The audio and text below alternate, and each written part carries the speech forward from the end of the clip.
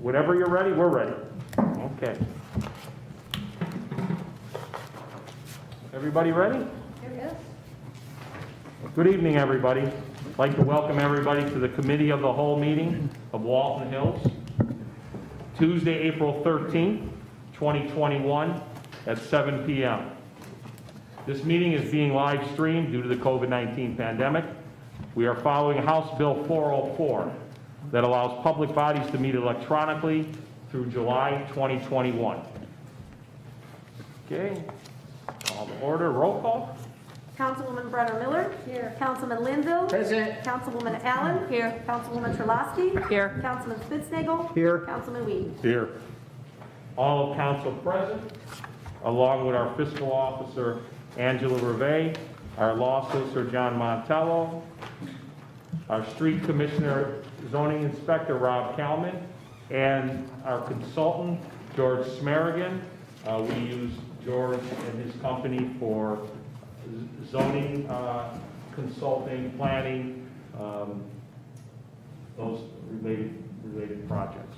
So George is here tonight to answer any questions. He was also at the Planning Commission meeting we had last week. Oh, that was last week, right? Yeah, no. 2 weeks ago. 2 weeks ago, April 1st.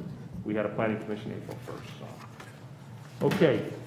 And hello to the residents, anybody that's on or non-residents that are on our YouTube site. I'd like to welcome them.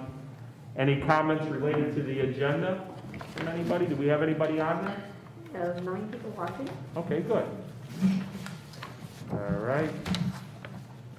And we do allow comments during the meeting. You can type them in, and myself, the administration, or council will try to answer them to the best of our ability.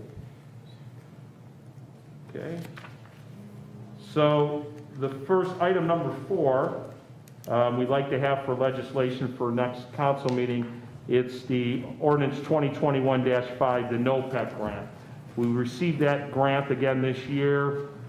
It's for $6,280. I know Rob and Angela have talked a little bit about it, and Rob hasn't decided on what project we're going to use yet.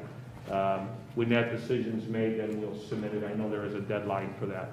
But we are grateful to receive that. Another agenda? And this legislation is accepting the grant that needs to be passed. So.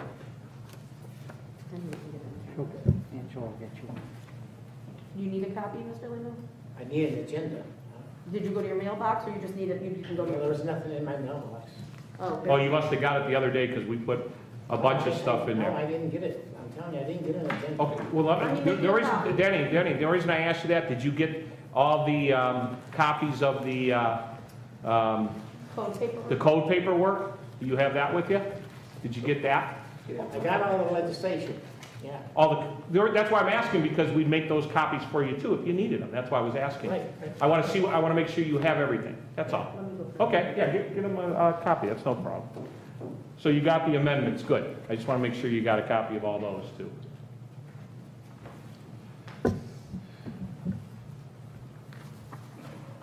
So the NOPEC grant, as you know, is to accept the grant.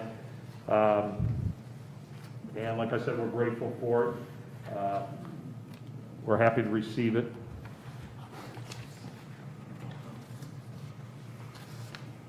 I don't know if there's any questions related to that. No, Mr. Mayor, Yes. so this ordinance is strictly to accept the grant. There's nothing else. We already applied for it last year. So this is just saying that, yes, we're taking That the is grant. correct. And it's a grant, so we don't have to pay it back.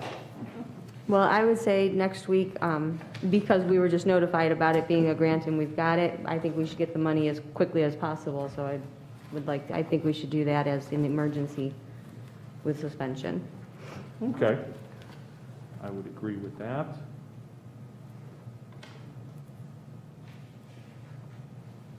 Mr. Mayor, Yes. Do you and/or Rob have any ideas of what it might be spent on? I know it's not the final decision has Right. been made, but any ideas, just some generalities? I'm gonna throw the football from here to the end zone back there. Or should I call the dog pound, right? I don't know. Have you thought about it, Rob? I know we've had some. Typically, what we've been doing past the last couple of years was like LED lighting upgrades. The most bang for our buck, it actually makes an impact on our lighting bill, by doing that. There's certain LED areas, like, I'm not ready to tackle this room here until we complete the roof.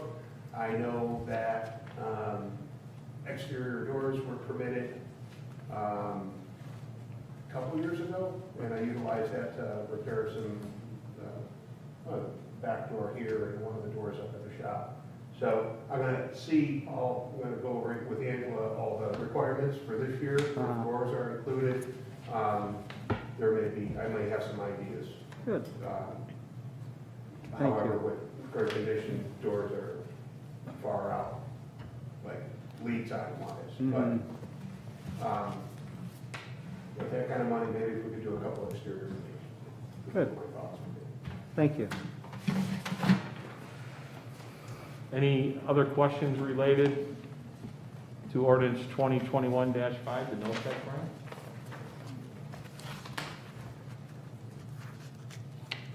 Okay, we'll have it on, that will go to the council meeting. Any questions from any residents related No, to that? not yet. Okay. Resolution 2021-9, that's the ODOT SALT program.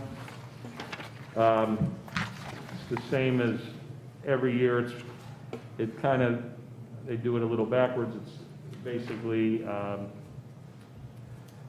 us saying, you know, we want to enter with them into an agreement for them to go out and bid for it. I don't know, Rob or Angela, you have anything to comment on that? I don't, pretty standard that, you know, just kind of like how the police radios where ODOT will do their bidding after we approve using ODOT and partnering with ODOT. Rob, anything you want to add? No, the good news is we most likely will be putting in for less than what we usually put in for due to 2 light winners back to back. We typically put in for 2,400 ton. Last year, we choked it down to 1,800 ton. As long as we don't get a crazy snow this weekend, this is gonna catch up with us at some point, but I'm gonna reduce our requirement for the next season, which it'll be a good impact on the budget. It'll reflect positively, so. Mayor, Yes. do you have any indication, word on the street as far as how the pricing is looking, as far as is it going up, staying the same, or? It would be a tough guess at this point, but I know that we're in 18, 19, we were like $70-some a ton, and due to the light winter, 18, 19? No, 19, 20 winter was like $73 a ton. And then 2021 winter was down to $50-some. Right. Because the last winter was so light, they had so much out of the mine. With another light winter like we had, because we're required to take within 10% of what we originally ordered. And we've had to make provisions to even store that much material. We ended up with an extra 500 ton this year that we have to find a place to store. We made the provisions to do that already. If I had to guess, it would go down once more, which would be good. Especially, so we're going to be ordering less, and we're going to most likely be paying less. So what we have allocated in the budget for the 21-22 year, we should be substantially less. Good, thank you. Pretty good. Any other comments on 2021-9?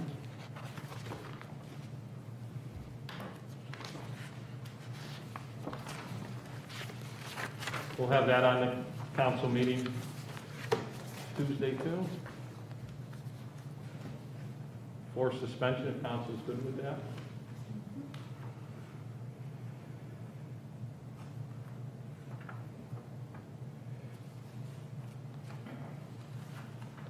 Any questions from anybody on? No. Okay. Item C, that's the 2021-10.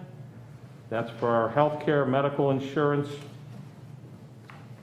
I'll let Angela talk to that a little bit. She's been dealing with Oswald on that, our broker, and I can talk to it too and the legislation, but go ahead, Angela. I'll let you.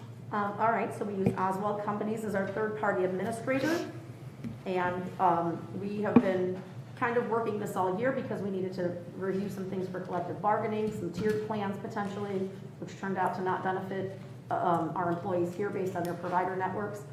And then we've looked again this year at maybe some, there's only one or two other providers that will quote us, being as small as we are. So money-wise, we looked also at increasing our deductibles to see what kind of cost savings that would be to the village, and the cost savings was very minimal. So in essence, we've decided to stick with exactly what we've been offering. We're going to be with Anthem through the SOCA MIWA, which is the program that helps out the smaller groups like us. And so we will still continue to have our same $500 deductible plan, $1,000 deductible plan, and the HSA $3,000 deductible plan for the employees. We will stay with Always Care for dental and VSP for vision as well. We have our flexible spending account that we put in place last year, and this year because of the pandemic, those who did not enroll in the beginning of the year will still have the opportunity during our open enrollment period that's currently going on to enroll in that if they'd like. And then we're trying to get quotes for long-term and short-term voluntary disability, you know, if you would be off of work. One provider did not want to quote us because we're so small. So they're still working on those procuring quotes for the voluntary short-term and long-term disability insurance. Right now, there is none. Correct. That's something new. Correct. We wanted to bring the We were going to do it council. last year too, but I think in the quoting process, we kind of got lost in the shuffle because we're small. So we actually will have the reps from Oswald in. I let the employees know today. They'll be here this Thursday at 4 o'clock to answer any questions that any of the employees have. And then we're going to also have the virtual presentation put together by them again to send out to the employees so that they can go ahead and decide if they want to make any changes to their current plans, or if a couple of new employees that qualify based on collective bargaining have questions as they're enrolling. One of the big things was what the broker felt. As you see, there is a 4.77% increase. And that's less than last year. Yes, less than last year. Felt very good about that, kind of below the standard of what a lot of the communities surrounding us have been quoted, so. Correct. And we have not increased our contribution percentage. Our employees will still pay 15%. So overall, this increase is going to be within $1 or less for them per pay period for the medical and prescription. The dental and vision will not really change at all. Those prices have not increased.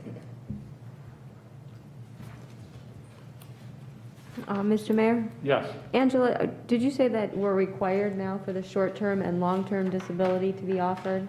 No, Okay. that's just something extra we wanted to offer. Okay, And we looked into it last year, but like I said, we're small, so it's hard to get people to quote us. right. And so they're still working on that. They did get a denial to quote from one vendor, and they're still trying to put that together with our package.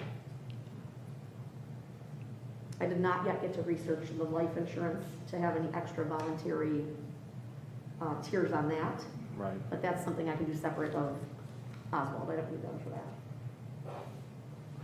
Some of those, just talking with Oswald and Lori Sprague from HR Partners, we were just trying to richen up some of the benefits for the employees with a small cost to us and a small cost to them. Mhm. You know, just extra insurance, the short-term disability and long-term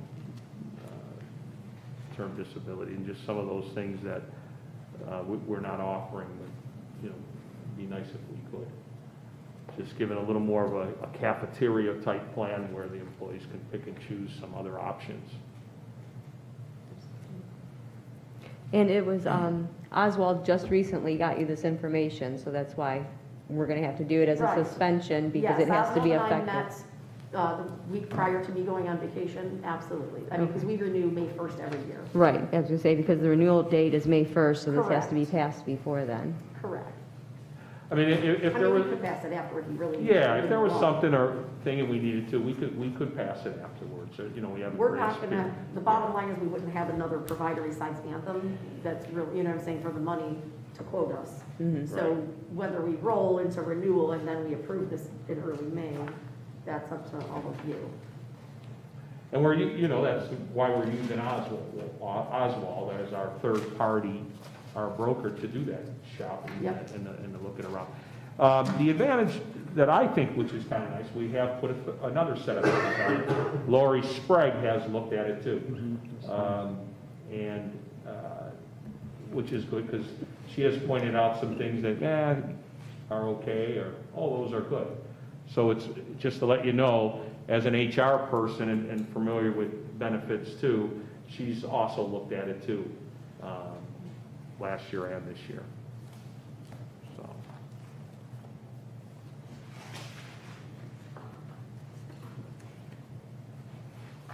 Does anybody have any questions? Yeah, Mayor, I did have a question. The 4.77% increase does not include the short-term and long-term disability benefits, so this number may change? That number would not change, because this number pertains only to our medical and pharmacy.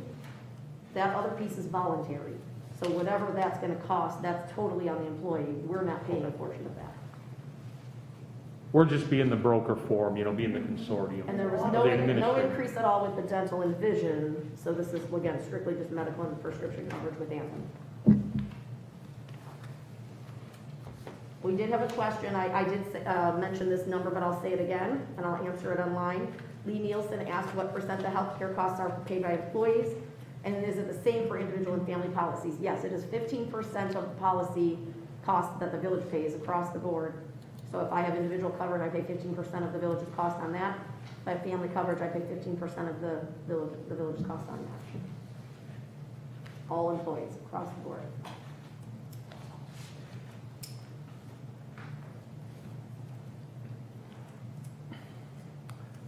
Lee, did you get that answer? Did she? I'm sure she did, yeah. Okay. Any other questions? other questions. No other questions?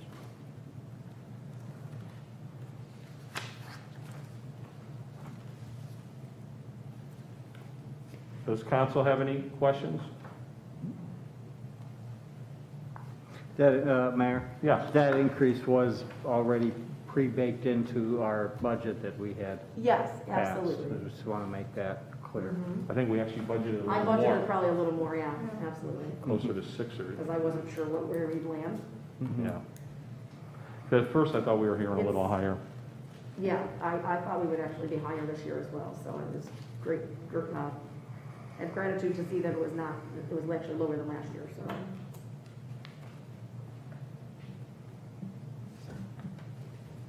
Lee wants to know how the percentage compares to other villages. I'd have to research that. I Some can, other villages are self-insured, right. which is a different type of insurance where the village has to carry a balance in the bank to cover all the medical costs at a certain point in time. So I know a lot of cities and villages might utilize that. So that's not, I'd have to reach out and see what other villages are asking. It is actually a low percentage overall though from the corporate world for what people in the corporate world would pay for their portion of their insurance. From what I understand, just speaking with the other mayors, they're seeing a 4 to 6% increase. So Well, we're no, right she there. means our percentage of what our employees pay. Oh, what our employees. Oh, I think we're, Yeah, we're very low on the percentage of what we require.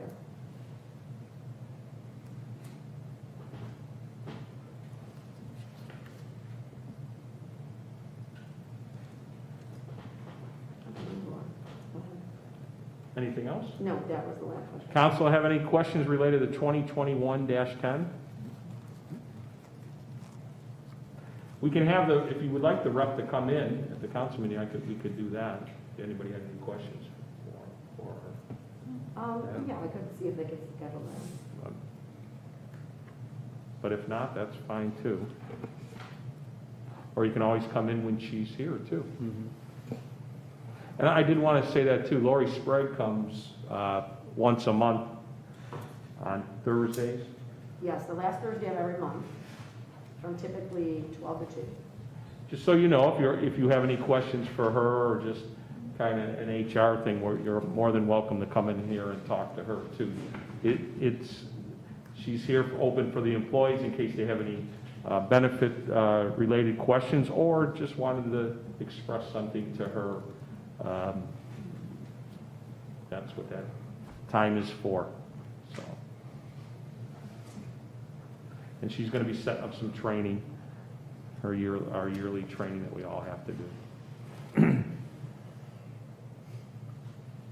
So I'll move this on to the council meeting on Tuesday.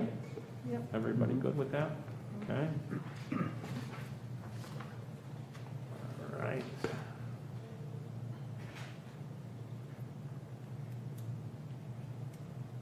Okay, item D is 2021-11. That's the Walton Hills Lake Club agreement. I know we have, we talked about it when we budgeted. We budgeted the amount, and at that time, I'm sure we had, approval to move it forward. We put it in the budget, the $20,000. We do have to, for auditing reasons, of course, enter into an agreement with them, a contract, because we all know we have to buy a service. We can't give our public, we can't use these funds to go to a private business, so we have to enter into a contract with the Lake Club. This contract you have in front of you is last year's, well, not last year's, the year before. We didn't enter into a contract with them last year because of the pandemic. There was no swimming down there. The Parkers weren't going down there. We didn't have our open events, and of course we didn't pay for it. So we used the year before. We have been in contact with Sean, the Lake Club president. We did talk to her yesterday, and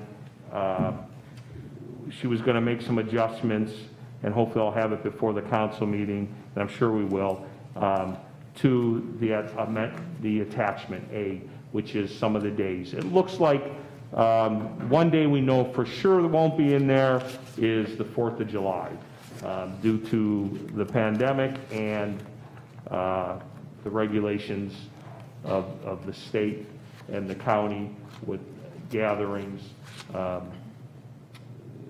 They feel it would be better.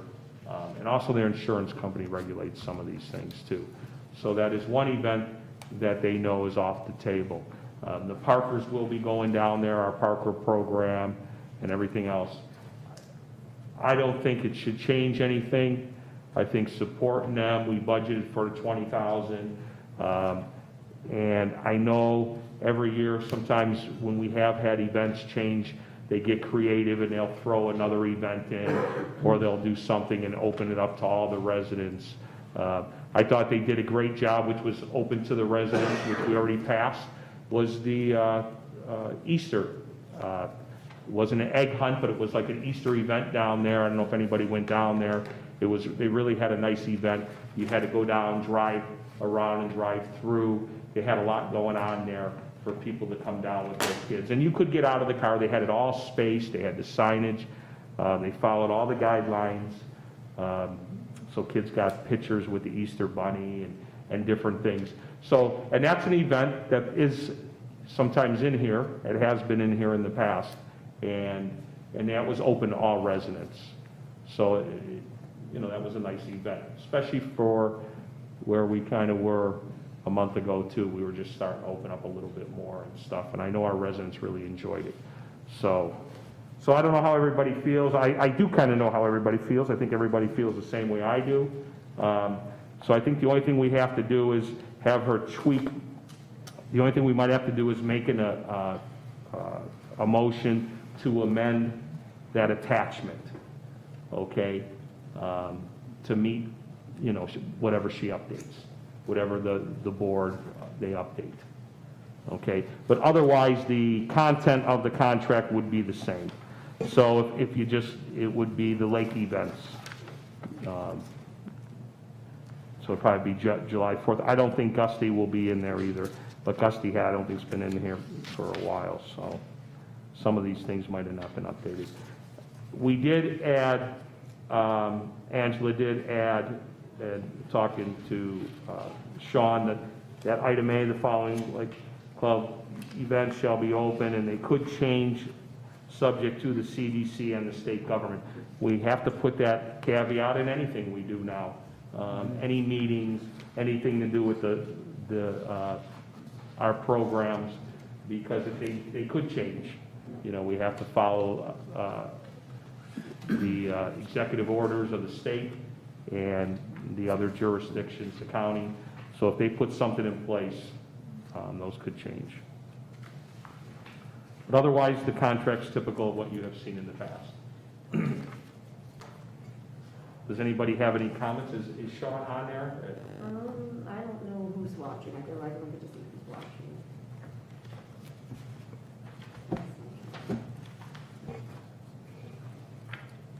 I think we all feel the same.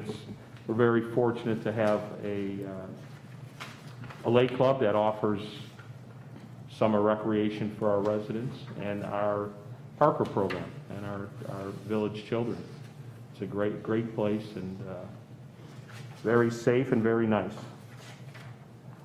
Mr. Mayor, Yes, I was looking, they're looking for payment on June 1st, so I would think that, in my opinion, next week we could put that on first reading. Give Sean some time for her amendments to come through. yeah, that's fine. If they were in no hurry, we can pass it in May. That's fine.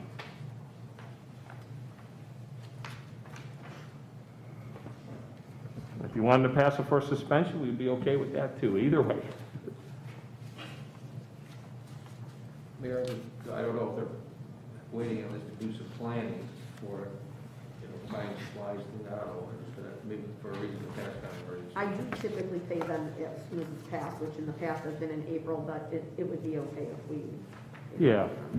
And I'll get, It says it in the contract says by June 1st. Right. right. So that's why I was, And I'll get a feel for it. I'm sure they're good with that and to follow the contract. And if they were to say, hey, it's because of some reason, then I just bring it to it. And Right. then we can always talk about it. So, I don't know that Sean Bonchi hasn't replied yet. yeah. Well, that was fine. I told her if she couldn't, that's fine too. I mean, it's, any questions I can always take back to them. But I think the contract's good. We just have to, the events would be the only thing. Well, I think the residents will be happy that the lake club's opening up this year. Mayor, I did have a question on item 3. It says recreation and swimming services with certified lifeguards on duty during scheduled times shall be provided to all users subject to inclement weather for the activity stated in paragraph 2 of this agreement. And in paragraph 2, one of those days was July 4. So my question for the lake club is, if there is no event on July 4 or the Gusty event, will the residents still have access to swimming on those days, even though they may not be an event? I'm going to answer them, but don't quote me, just in the past. Okay, so let's say, like Gusty's was always in the evening, so you could swim during those hours. From what I understand, the 4th of July is going to be, the lake club's going to be open. There just won't be the traditional lake club event. Okay. Because that draws a lot of people. And there might be some restrictions on the lake on the 4th of July on how many people a guest can bring. Just because they have to adhere to the size of the facility with social distancing and how many people, the guidance that's out there. And they're going to actually, Sean said the little catch is they're following their insurance on that. Their insurance on some things is a little tighter, some they follow the guidance of the state. So, but there will be, from what I understand, Ray, it will be open on the 4th of July, swimming. They won't be hosting the traditional 4th of July party with games, with the raffles, with all that. They just can't have all those people. Usually we have, my gosh, what do we have down there? 500-600 people easy. Yeah, so the question is, will it be open to residents or as well? Oh, I see what you're saying. Yeah, for swimming, That's a good question. I'll have to find that out. In other words, an open day to the residents, yes. not for just swimming. Lake Club members. Exactly. Yeah, well, they'll have to clarify that one.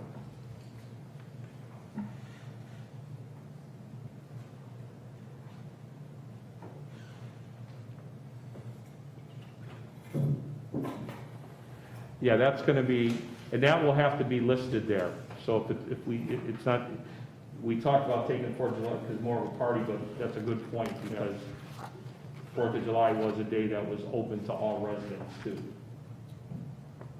You know, not just for the party, but just whatever time. Excuse me, Mayor. Yeah. I thought the 4th of July was always open to the whole village. Yes, That was my understanding. yes, yeah. I'm not catching the conversation. We just have to make sure with the protocols for the crowd size, will it still be open to the whole village that day? I didn't hear that. With the protocols for the crowd sizes, we're just gonna make sure with Sean, will it be open to the whole village that day, like it was in the past? Okay. Yeah, it's all to do with, you know, the order from the governor, the state orders on social distancing and size of outdoor events and spacing. And maybe it will be opened up even a little more, but they want to be very transparent, and we want that too, you know. You'd rather tell people up front, especially for a party, you don't want them all of a sudden planning 2 months in advance for a big 4th of July party, and then the last minute, you know, we'd rather have them say they're not having it, and then if something were to change, you know, it's easier to go that way than to go the opposite way. So we'll get that clarified, but we're going to get those clarified. We're waiting for the list to do with that. So, okay. Any other questions on the Lake Club contract?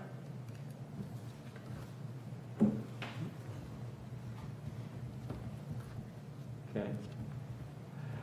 Does council feel, would you like Sean or a representative from the lake to be here?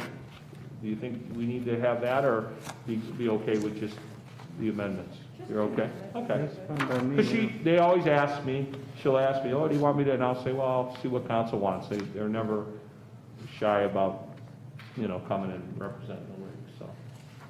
I would say if she could just attend the meeting online even in case there's any questions. Okay. You know, she doesn't have to actually come in, but if she's Yeah. available to watch the meeting That's- and we've okay. got questions, then. All right. Her, or if she could make another representative or whatever. Okay. Okay, is everybody good with item D then? Well, legislation, I should say, but item D, under item 4, item D. That was the Lake Club agreement, we're good with that. Fred Nielsen is asking how much of the money did the lake use from last year? I'm just gonna, for Fred, we did not give money to the lake last year because they were not opening. Right. We didn't enter into a contract with them because they were closed, so. No services were exchanged and no money was given.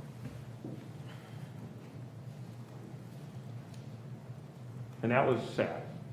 Last year was, I know a lot of people were hoping it would be open.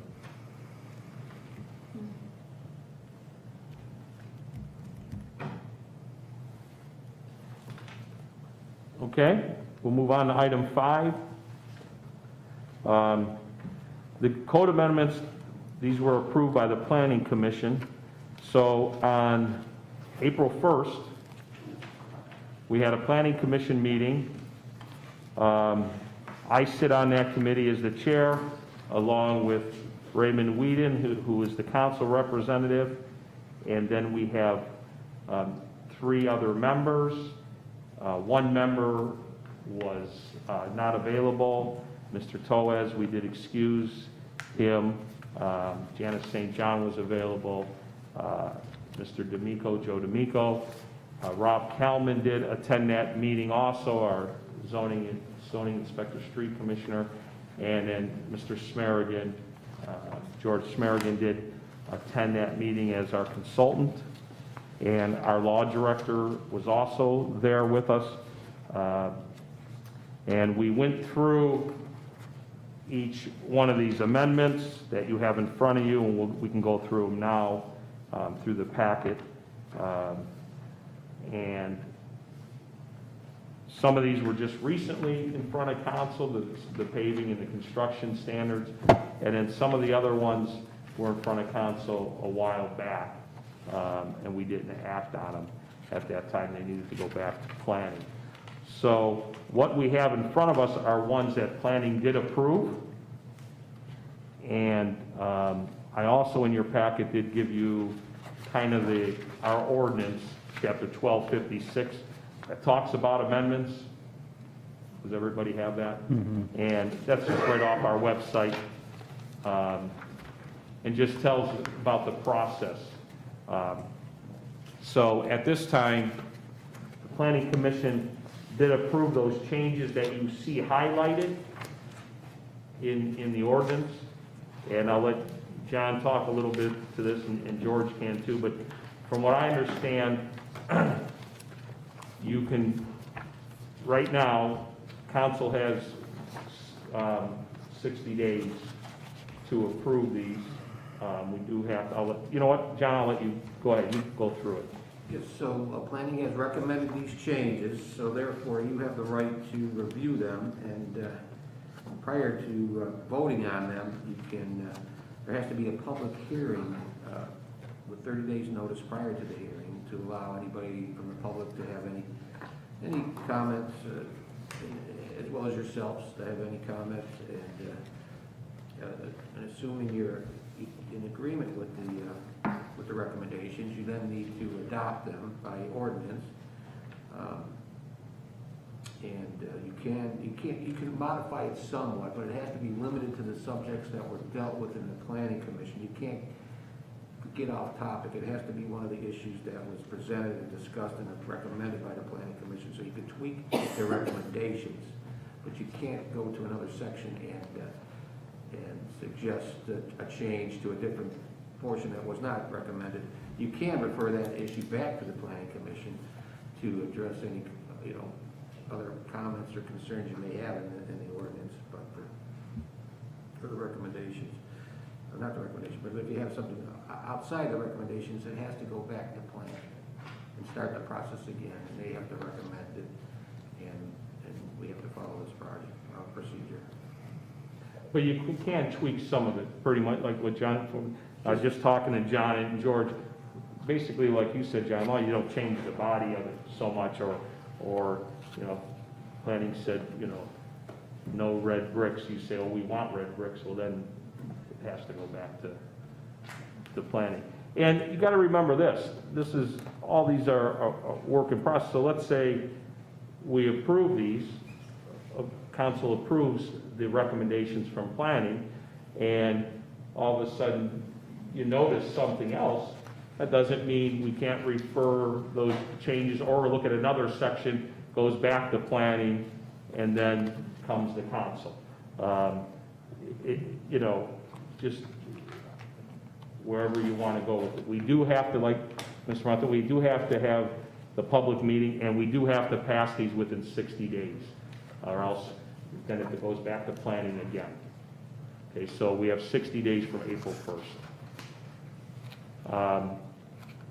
I did want to say the only ones, and we'll go through them, the one at the end for solar panels, that is just up for discussion. That was just up for discussion with planning. Planning didn't approve it. They just talked about it. We just talked about it. As you know, solar panels are getting more and more popular, more affordable. You're seeing commercials on TV. They're financing them. They're doing different things.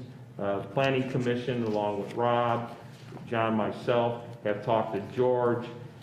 He gave his input. What you see in your packet is a template that Mr. Smarigan provided for us, is used in other communities.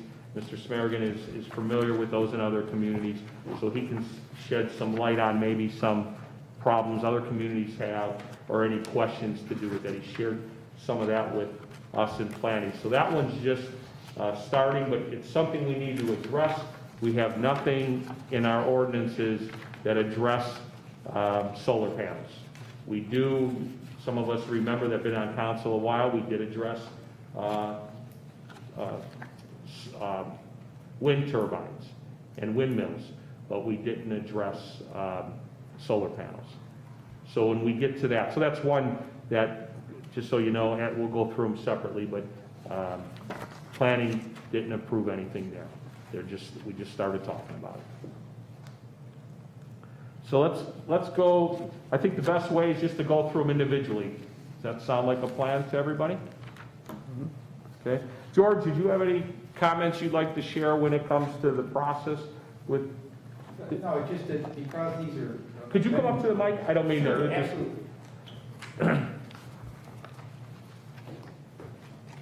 It's just that because these are amendments to the zoning code, they have to go through that notice, that 30-day notice and public hearing requirement that your law director was describing. And so the sooner, and because you have a time limit in terms of acting on planning recommendations, obviously, even if you have issues or questions, you would probably want to go ahead and get this moving forward, get it advertised, get the hearing scheduled, so that then you have some time if you want to tweak it later on. But I would strongly suggest that we move the process as quickly as possible at this stage, so that you have more options later. Okay. You could stay up there, or you could sit back down, George. As we go through them, I don't know if you. No, I can stand here as we go through this, it's no problem for me. Rob, we also have Rob Kalman, our zoning inspector, street commissioner. He's in the back. Rob, if you at any time want to add anything to help us with the process, or Ray, I know myself and Ray and Rob and George and John have gone through it with the planning commission, so we can help answer any questions too. And the first one here, maybe the city engineer also had some input on it, correct? Yes. Yeah, you guys are, okay, so we'll start with item A, chapter 1292-11. Let me grab the packet. So everybody should have, you got in your mailbox and got sent a hard copy, you got things so we can go through each one. That's probably the best way. You're gonna go with the ones that are in the back. What's that? You're gonna start with the ones that are in the back of the packet. Right. Oh, yeah, they're good. Does anybody need, Rob, George, are you guys good with? I got it. You got it? Okay, because we have extras in case anybody. Okay, so here's, this one's highlighted in yellow, and so 1292-11, that was also reviewed, as our law director stated, with Joe Gelati, our village engineer, along with everybody else I mentioned. I don't know how everybody feels about that. We wanted to be a little more specific in light of some things that the village has gone through. We felt we needed to be more specific. Our engineer, our zoning and building inspector put it together, then George reviewed it. Between everybody, and the planning commission, there was some tweaking, and this was our end result here. Mr. Mayor? Yes. The issue I have with it is in 1292.12, maintenance and storage standards, where they do include the verbiage, in the event of a discrepancy between the need to perform asphalt spot repairs or a complete parking lot resurfacing, the determination shall be made by the village engineer. And that was a question that had come up recently within the last few years. So that, I understand that. My issue with it is it only refers, as far as surfacing, to be in accordance with 1292.11. And nothing else. It says nothing else, only in accordance with 1292.11. And 1292.11 specifically prohibits coal patch. So if I'm a business owner and I've got a chuck hole in my 5,000 square foot parking lot, nowhere in here am I permitted to use cold patch in that parking lot. That's correct. You can't fill it with cold patch or gravel, you would have to do a hot patch. Even for one pothole. My concern with that is the village itself uses cold patch all day long. And if a business owner has it in their mind to take us to court and say, wait a minute now, the village is using cold patch, but I can't use cold patch. I fully understand resurfacing or the difference between a check hole and an area 10 foot by 10 foot, where we can make that determination up to the zoning inspector, building inspector, or the village engineer, whatever we want to do. But I'm very concerned about disallowing businesses to fill a pothole in their parking lot with cold patch, and I don't even know the price differential or anything like that, when the village does it all day long on their streets. So that's very much a concern of mine. And I think something should be put in here where the engineer or Mr. Kelman, whoever our inspector shall be, can say, yeah, that's a non-obtrusive area, it's nothing, go ahead and put cold patch in there, that's fine. I think the way it is right now, it's overburdensome on our businesses. That's my opinion only. I don't know what council feels about Mr. that. Mayor, I agree with Mr. Spitzley. I read that and I thought there was no option for the business owner to, he's got a little pothole, just to put some coal patch in it, rather than having, you know. Well, and then we're going to be in a situation where the business owner, and this is my fear, and we've just seen this, where the business owner says, wait a minute, it's good enough for you, why isn't it good enough for me?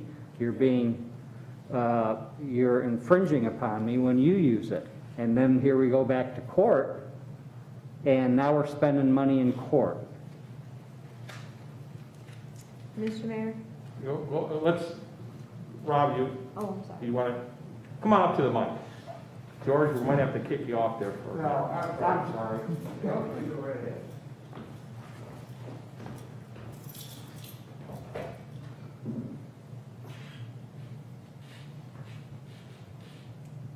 A roadway is going to be maintained differently than a parking lot. The roadway is for general municipal transportation.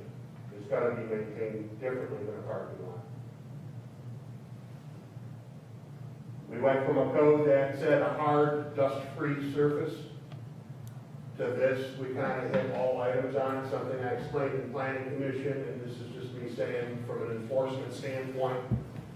Something I explained in planning commission was the way this code is written, it gives the inspector or the engineer some discretion. We have many good businesses in this village. I said somebody, I won't go through this time, but some people on Independence, they self-perform this, or they get it performed just on their own. I understand. Okay, so let's say you have, like somebody on Northfield, a 24,000 square foot parking lot, and you have one pothole. If you take care of your stuff, like the good businesses I'm talking about that are the easier ones to deal with in this town, you're going to cold patch it. It can come next cold patch is specifically used for when hot asphalt cannot be applied. So are we going to bust somebody's chops because they put cold patch in there on an apron or in their parking spot? No. But those same businesses, come springtime, they hot patch it and they seal it in because they want it to last. They want to protect their investment. So this gives the discretion to the code enforcement agent and the engineer. I will very much respectfully disagree with you in that it does not. It only gives the discretion of whether the entire parking lot will be repaved or if a portion only needs to be repaved. That's the only discretion it gives. Point 1.1 specifically states the material that shall be used, period. Say again. Point 1.1 specifically says hot asphalt, and it specifically says cold, I gotta put my glasses on, apologize. Cold installed asphalt, cold patch, chip seal, and gravel shall be prohibited. Period. Under construction stage, yes. So if you're going to resurface an entire lot, and you have the idea that you can do it with cold patch, the answer is no. I agree with you. In point 1.2, in the event of a discrepancy between the need to perform asphalt spot repairs or a complete parking lot resurfacing, the determination shall be made by the village engineer. That is the only discretion that these two ordinances give the village engineer. It doesn't give the village engineer the discretion to say, go ahead and put cold patch in there, because cold patch is specifically prohibited. It's specifically prohibited. I don't know what Mr. Smergan's thoughts are on that, idea. Unfortunately, I guess I was looking at it, Councilman Cisnero, is that some common sense would be used. We let common sense go with the last code, and we all see where we ended up. Exactly. With this one here, where I say there's discretion, hot plants aren't open in the wintertime. So if somebody's concerned about it, and they're concerned about a pothole in their parking lot, and they call me up and say, oh my gosh, I got this pothole, I see your code, can I cold patch it until I hot patch it in the spring, summer? My answer would be yes. Okay, then why don't you put in there a very simple sentence that says the material used for repairs shall be determined by the village engineer or you. Period. One sentence, it's done. Mr. Mayor, if I may, actually, that was something I was going to suggest. Just after the last sentence, the owner shall at his or her expense maintain the surface and repair any disintegration of the surface by patching or sealing when such disintegration takes place with only approved materials per the building inspector. Something to that effect. Just one simple sentence. That would give you the discrepancy to be able to, no problem with cold patch then, wouldn't it? And, or, I gotta let George speak to that. because I think that's where. Well, I see What very you're well trying to where play. Rob's coming from, Right. because Rob is very, Hands-on. you know, yeah, There, you know, it's exactly. He knows what's going on and everything, and yeah, of course, go ahead. But let's put it in here. So, I don't think that's a problem. I think that language makes sense, and I think we can certainly make that adjustment to the language. Okay, I guess the important part here, and so that's why, need to talk about, what we don't want to do is, we know we need to be very specific. We know that. We have to learn from some things that have evolved here in the village, and we have seen that we need to be very specific. Okay, and so I guess what's important is, because there are two separate sections. One is the construction standards, 129211, okay, and then you have the maintenance standards. So I guess as long as, I have no problem with it, I mean, it's up to, but what I do, as long as we feel good that changing that we just don't want to lessen this. no, in my opinion, Mayor, if I may, the way it stands right now, this point 12 specifically refers to point 11. And point 11, you may only use certain things, period. And certain Right. things are specifically prohibited by that ordinance. So if you put in here something to the effect, it's a simple sentence stating, for a repair, when the engineer determines that it's a repair, not a repavement, then the material can be used based on the engineer's decision, something to that effect. I think the simple change would be to add at the end of that sentence, we talk about where this disintegration takes place. The materials is approved by the engineer. It's pretty simple, pretty straightforward, but it gives him the discretion you're talking about. I don't think that's an issue. And we can change it, or would that have to go back to planning, or do you I feel? think that's consistent with what we discussed in planning. I think that type of change would not be an issue that needs to go back to planning. Okay. And what we can do is we can adjust that language. The thing to do, since you're not taking a vote on this evening, obviously, you can send it for hearing, would be, I can prepare a revised text that once you've had the hearing and the notice, we can make that amendment at the time that you adopt it. And we'll have that pre-prepared, so you'll have it already available.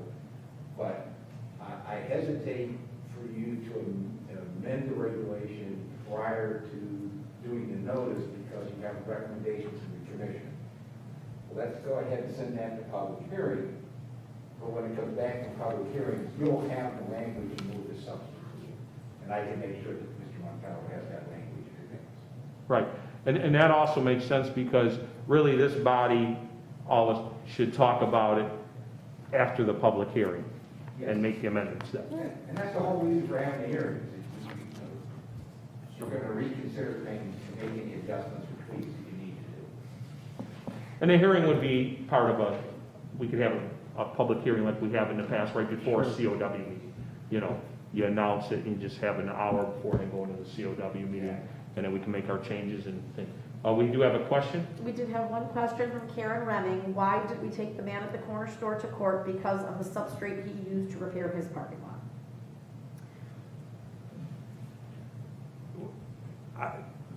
Should we, go ahead, repeat the question again, because John, make a ruling whether we should talk about it. I mean, I think it's more for her asking for clarification between what we just discussed. Why did we take the man at the corner store to court because of the substrate he used to repair his parking lot? So considering his was a repair, It wasn't. Well, there was an issue that whether a repair was appropriate. Our position was a resurfacing was appropriate in that Right. case, which I don't think anybody in this room disagrees, but the, Right. Is that what, okay, I would, yeah. you know, Mr. Mayor, Yes, in regards to what Brian was saying, I think sometimes we were so adamant about making sure we didn't have the same situation. That's why it was, prohibited. We were almost overcompensated, but we were talking about paving in A. Correct, Where correct. yeah. maintenance is something different entirely, but we kind of just left it out. So I agree, I think a little bit more wording would be advantageous. no, I'm just making this point. 2019, we made a change, thinking we weren't overcompensating or we weren't and here we are. So I just want, to keep that in mind. We want to be very specific, and I'm okay with it, don't get me wrong. I'm just saying, as we go through these, there's, how I have found it's easier, and what we're finding out, it's easier to enforce if it's very specific. That's, Well, I didn't mean that it shouldn't have been specific. No. That's what it sounded like, that wasn't it. It was just that we had to be specific because of everything we Right. had gone through, so. no, I was gonna make that comment regardless of, Mary, of your comment. It wasn't related to you, it was just, and we'll probably, just talk, and, there's other things in our codes that over the years have had to evolve, and we need to update them, these are what, I'm just, Right. so, okay. So George, you good, you have what is needed? I have the language, I will provide that in advance, so when you have your hearing, we can just stick it with it. Perfect. Good, very good. Any other Nice. comments related to 129211, construction standards?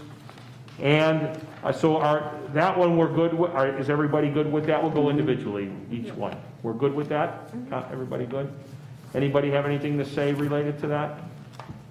It'll be like the planning commission. I went one by one, right? I just have a technical question, maybe Rob can answer this, because I have no idea. It does say authorization by the engineer. Is there any reason why technical reason why we just made it engineer and not building inspector, zoning inspector? I know the engineer has more expertise, but would this not fall in your wheelhouse too, to be able to make that decision, or no?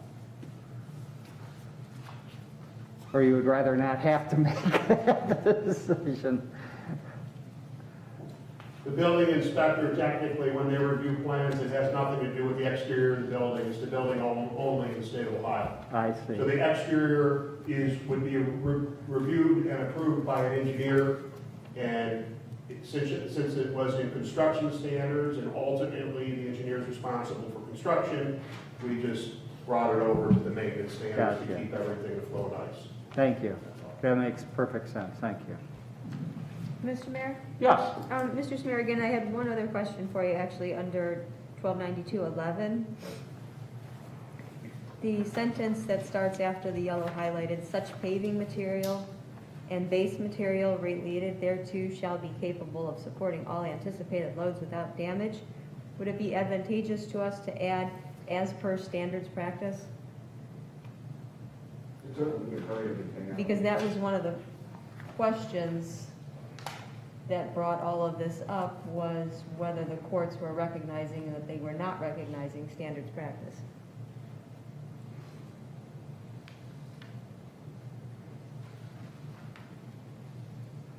It's, So to me, that was just, a little bit of language in there for, again, any possibility in the future. It really doesn't change it any one way or another. Doesn't change it, and if it adds clarification, I don't see any harm in putting it. We can add that in there. is everybody good with that? Mhm. Well, you'll have another chance. That wouldn't need to go back to planning? I mean, not that I just want everybody to know here, that's, the Yeah, and process, that's all. Yeah, and Mayor, that's a very good point, because that, last year or the year before, I did have a conversation with Mr. Sheehy about that, and about what was being used or could be used, and he says, well, it's in the standards that we use, and he says, of course it's in there, it's in the standards. And we find out that it's really not in there, and so I think that's a good point, to just point to it and say, in accordance with acceptable standards, whatever the verbiage is. As long as that doesn't take away from our content of hot applied asphalt and concrete, brick, or permeable. You don't want it to all of a Right, sudden you say don't what you're wanna- saying now within standards, and guess what? The standards in this state are different than this state, or they're different than this part of Ohio, or... Well, but that's actually more just in regards to capable of supporting all anticipated Right, loads. right. You're amplifying that point, and I don't see a problem. Okay, I think we're good. good. Okay.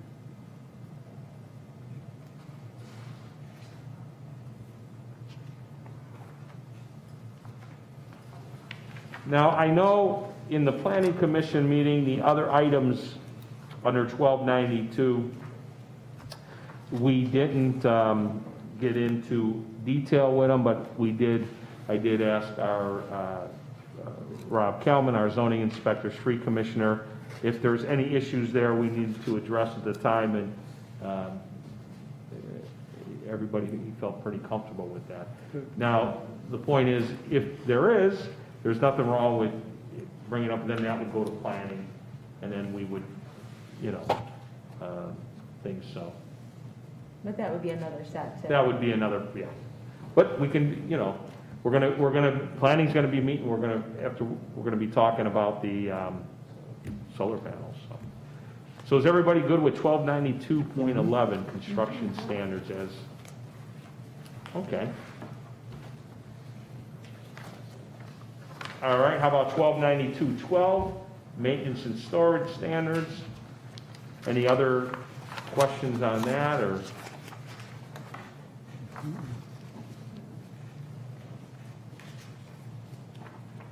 Okay, everybody's good? Anybody have any comments? We're good with those two?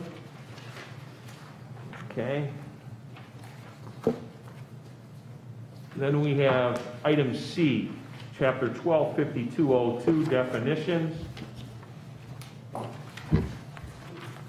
this relates to is, as I think we discussed once before, there are certain protected groups that federal and state law require to be permitted to occupy single-family residence.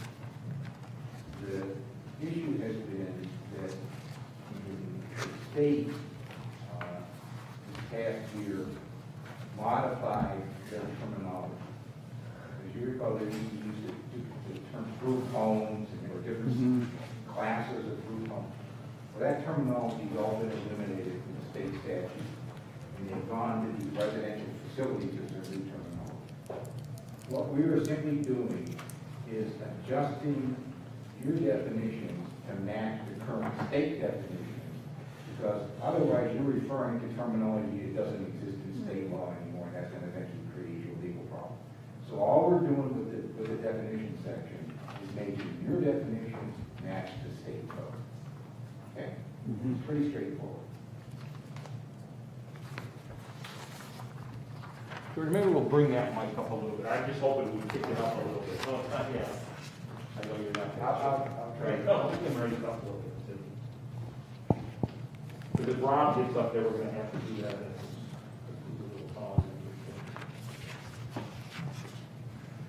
Us little guys always have a problem. We gotta throw our little powers in there. Sorry, Rob. And then frankly, what happens is in the next section, you have the 1266, which is the country home district. What that is the use, the list of permitted uses in the country home district use those old definitions. And so we need to change that to reflect the new terminology. So that's really all that's happening here. So you're not really adding anything that you didn't have before. You're not really modifying anything. What you're doing is simply changing the terms to match the state code. And you're doing that in two places. You're doing it in the definitions, and you're doing it in the list of permitted uses. Okay? Mr. Smirgan? Yes, sir. In your, I don't know what page that's on, but that's in the country home district. It would be on the second page. Yeah, we can go through them. Well, it's just a typo. 12, residential facility as defined in section, you have 1252.08, it's actually .02. Oh, okay. Yeah, so I just Oh, you mean the wanted, red thing? yeah, it's just a typo. Instead of 08, it should be 02. Gotcha, yeah. Yeah. I didn't want that to slip by and then get codified. Yeah, no, we'll fix that. Can I ask Mr. Smirgan a question, Mayor? Your time's up. Number 80, Of thank you, course. Mayor. Number 88, where it describes a residential facility. So let's get to where you're at, Brian, so everybody Okay, we're in, 1252, right? yeah, 80, number 88, where it does define the residential Okay, facility. bottom of the page, yep. Yeah, move to the next page, and where section A, class 2, I noticed it changed, the title, I guess, has changed, addiction services. Personal care services and supervision in a family setting to one or, and it used to be more persons, now you've changed it to one or two persons. And I'm taking it that's because that the state law had changed to make it two persons? That is correct. And that's with mental illness. So as I read that, just for clarification for me, if you have a facility in Walton Hills with people designated with a mental illness, and that could cover a myriad of things, you're only allowed to have up to two people, is that correct? No, you can have up to 5 people in a class 2 unit. What happens is you have to have 1 or 2 people with the disability in Mhm. order to qualify as a class 2 unit. But there can be a total of up to 5 people in the dwelling unit. Okay. The limit is 5. If you keep the 6 people in the dwelling unit, then you fall under a different standard. And at that point, there is no longer the requirement that's permitted in a single-family district, okay?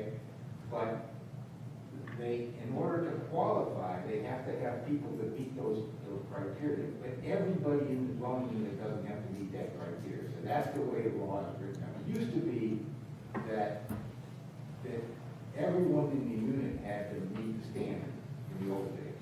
That's not true anymore. So the state changed that. So what we're doing is just adjusting you to make it consistent with the state requirements. And it just changed in 2020, correct? That is correct. This law changed in spring of 2020. So you're on the front edge of making this correction. I can tell you that Beechwood just recently adopted it. Strongfield's in the process of going through the hearing process to adopt it. It's not like there's any choice on this stuff. Right. It's federal law and state law, and because the thing that caused everybody to have to adjust their local codes is everybody referred to the group home terminology that used to be in the law. But when they changed that, all those references became incorrect. And so that's why we're doing it. And you're kind of leading edge here because of the communities that I work with, there's only 2 that are as far along as you. But everybody's going to end up doing it. I think there's no choice.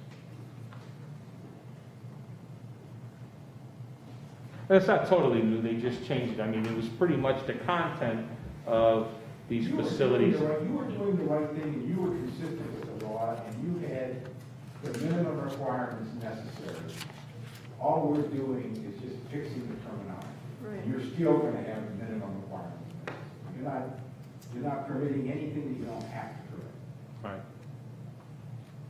Just to backtrack real quick, Joe Gelati, you had said regarding the previous 1292.11, he said he did agree with George on the possible verbiage additions for that, under section 8. Good, thank you, Joe, too, for, So, Mr. Smergan, it looks like this actually has reduced the number of residents that can be in a home from the page that Brian was talking to where A, B, and C are crossed out. Yes. So it's actually reduced, which would give a better caregiver to patient You're correct. ratio. You're correct. Okay. The ratios have changed. Are current facilities grandfathered in? Yes, because since this is a zoning change, anything that was there legally before would become non-conforming. Okay. So that always happens with zoning amendments. Now, if they're discontinued at some point, then they would have to come to Okay. and anything new would have to come, so we have to match these requirements.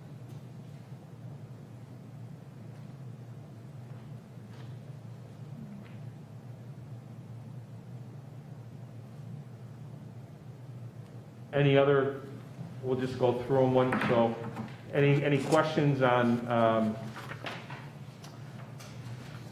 let me get my bearings, 1252 definitions? I was just noticing that we go from 6 to 8, so I think the numbering might have to change, and unfortunately, it looks like 6 goes to 8, so that'll change all the numbers. So I will double check the numbers before we we presented to you. And then I had a question about the daycare homes. So type A is no longer permitted, but type B is, so we're limiting, we kind of skipped over that, the daycare.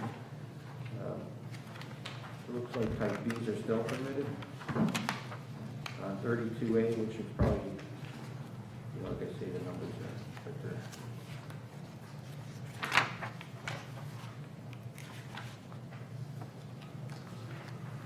What page are you on, John? It's like it'd probably be like 32. Yeah, it's Yeah. fifth page, Brian? Okay. Under the old regulations, you could get up to 12 children at a time. What you're required to permit now in the residential district is up to 6. Okay, so that type you still have to permit. The other type you can require to be in commercial districts. And so we've taken them out. that's what I thought. And then, so the type B still remains in here. Type B has to be permitted, Okay. but the type A, most communities require that those go to commercial areas Understood. because they're obviously much larger facilities. Then we just would have to put the A there. It's just a numbering again, the A to B thing. So Yeah, we have to fix the A and B. Yeah. That's what I thought. Just wanted to make sure everybody understood that. Good. Yeah, the rest of it's, again, the numbers are 88, now they may be 89 or whatever, and that's the only comments I had there. Anybody else have any comments for 1252? I mean, we're going to have another opportunity, so you have time to look at it.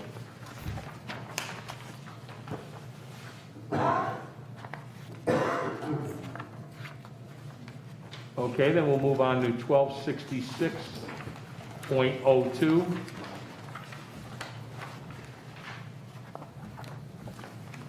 So again, we're correcting the terminology, and then the other item we have is under 1266.10C, where we are restricting the electing rules.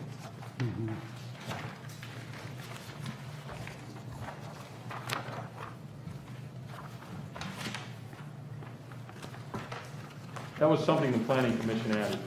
The concern here is obviously not allowing single-family residences to turn into essentially multi-family residences.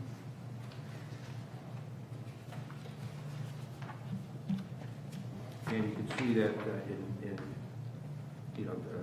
daycare type Bs are permitted, but not A. Well, that's not a change, it's already in there.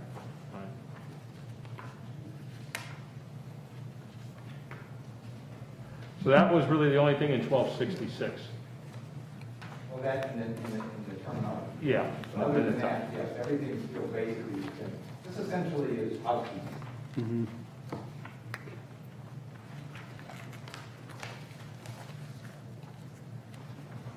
We spent, the planning commission, and Raymond, if you want to say anything, we spent some time on this item here with the renting and because there was actually, just for some clarification, we looked at 1294.04, 1294.07, the planning commission, and the planning commission denied those two. So, Mayor, yes. this is very, very nitpicky. But I could see Mr. Calvin busting in my house one day. Let's say, making your kid let's pay say rent? my son wants to come home, which won't happen, but he'll say, if he says, hey, can I come home? And we say, well, give us $100 a month for That was for actually, stuff. it was actually something I was thinking. is- Yeah, I mean, it's really far-fetched, but my point being is, in the wording here, renting a room or rooms for hire, or something like that, for business purposes. And again, I'm self-admitting it's far-fetched, but And what happens is, these things are obviously not something that your administration's out looking for. Right. Doing door-to-door searches. So what happens, these are basically complaint generators. Right. And if there's an issue, then you need something that you can use as the tool to make it get cleaned up. And so if there's nothing, then there's no way to enforce it. Right. So essentially, this will be, like a lot of things with zoning, this is gonna be a complaint-generated situation. And if we have an issue, so if your son's home and he's living there and all the neighbors are okay with it, nobody seems to notice, nobody cares, then there's not gonna be an issue. If however, you know, you got a situation where someone's renting a room and it starts to create issues in the neighborhood, then we need some way to be able to deal with the situation. Mhm. And this is just simply one more arrow we're putting in your quiver. Okay. Just thought I'd bring it up. It'll be your kids going back to this to say. Now, when Rob gets a call from my kids saying, hey, And we talked about that in planning, a lot of times what generates things, cars in the driveway, sure, Well, that's what happens is. noise. Is you get situations where, what would normally just go unnoticed is abused. And that's when you have to have the tools to do something about it. Mhm. Mr. Mayor. Yes, ma'am. Time is up, just like Brian. 126607, it, where are we? Maybe I lost my place here. Well, okay, I think that's it, 1266.7. L, other animals, no pigs, cattle, sheep, goats, chickens. Didn't we address the chickens? Well, we didn't change anything in here Okay. except what the items in red. Okay.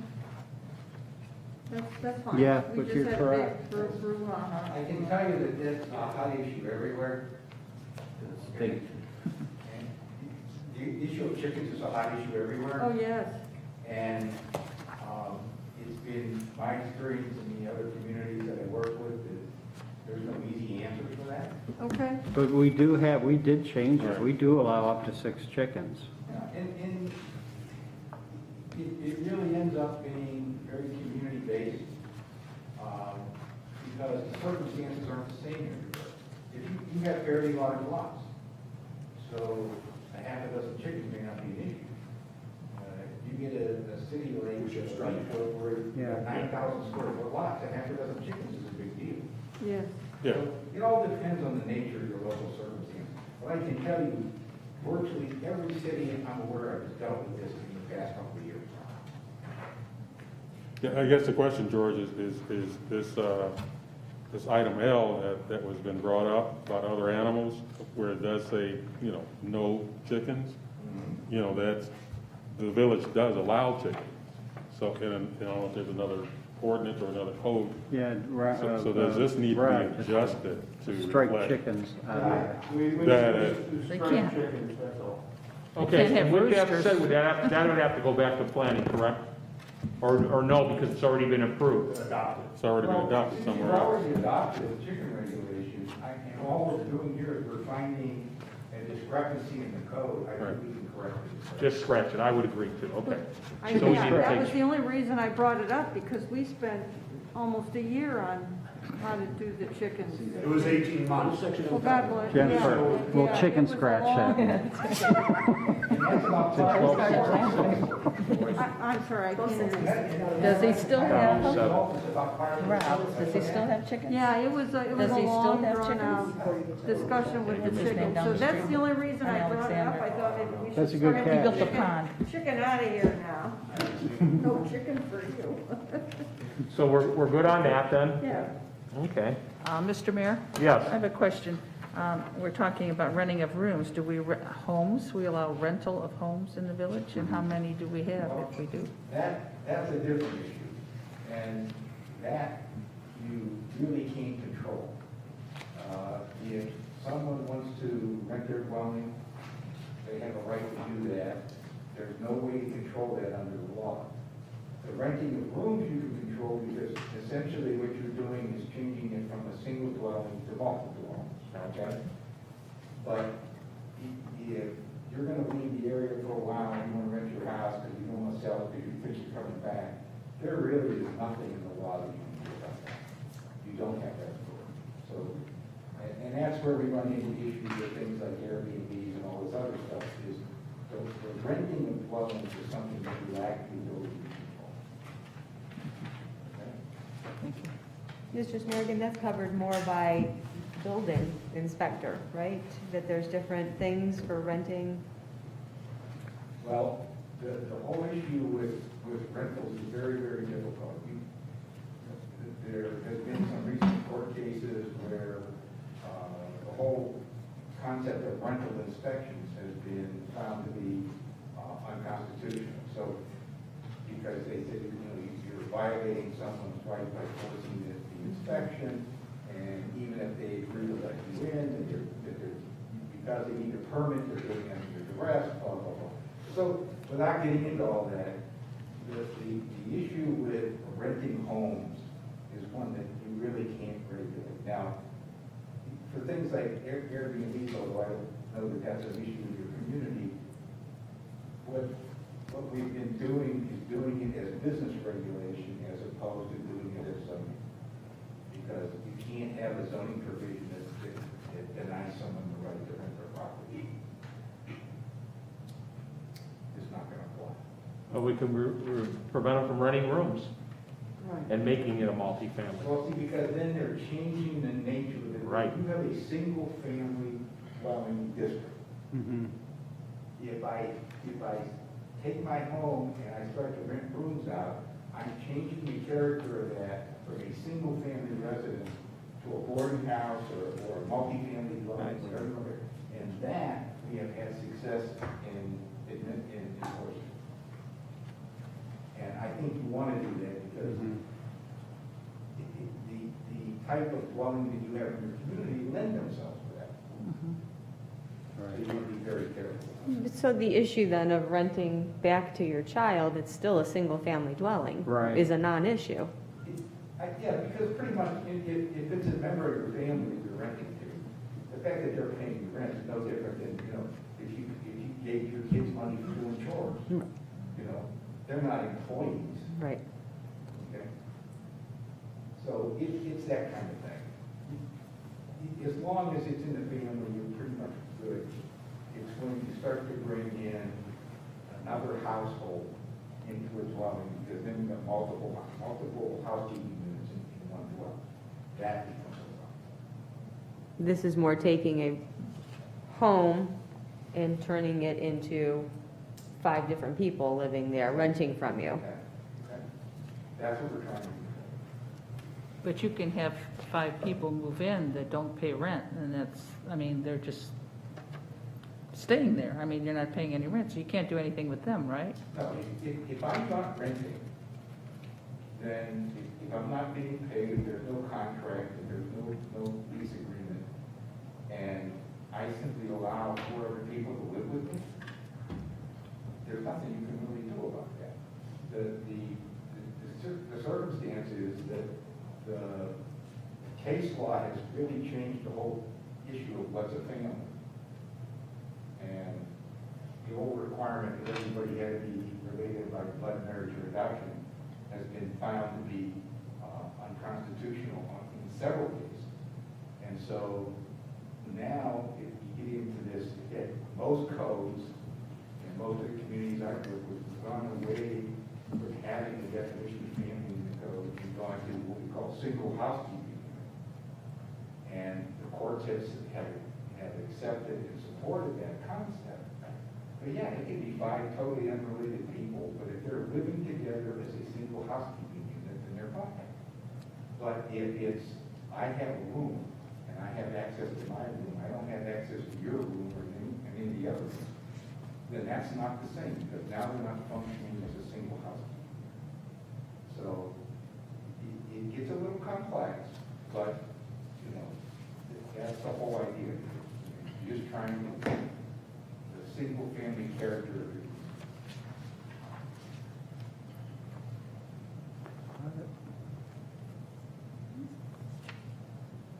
Any questions related to 1266, 02 and 126610?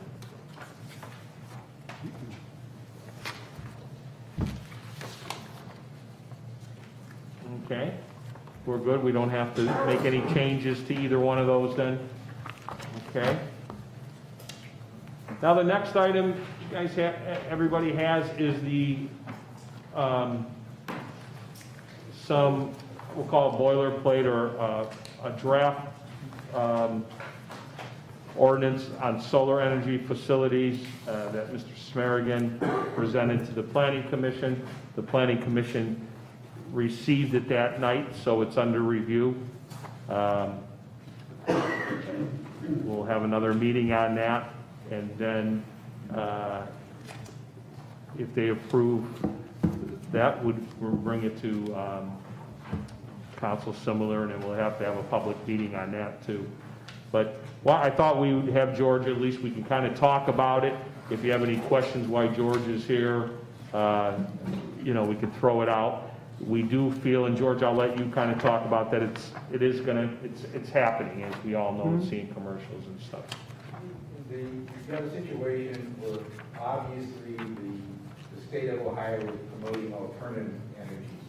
And so this type of stuff is going to become more prevalent as the solar panels become more efficient and less costly. You'll see more of it. And obviously the technology is constantly improving, so that's the direction we're headed. Most of the communities that I work with have adopted some sort of standards. What you have really in terms of solar panels is two situations. One are the roof-mounted panels, and for the roof-mounted panels, we have some criteria, some standards in here, and I've done enough of these over the years now that we've kind of refined it pretty well. So that's what you're looking at, and we can tweak it however we need to do, but I think you'll find this is pretty well done at this point. The idea is that from a visual impact standpoint, the roof-mounted panels really don't have much of a visual impact. I mean, most of them are black in color, you know, so you really don't see much of it, and they really don't cause very many. The second type of solar panel we have are the freestanding solar panels.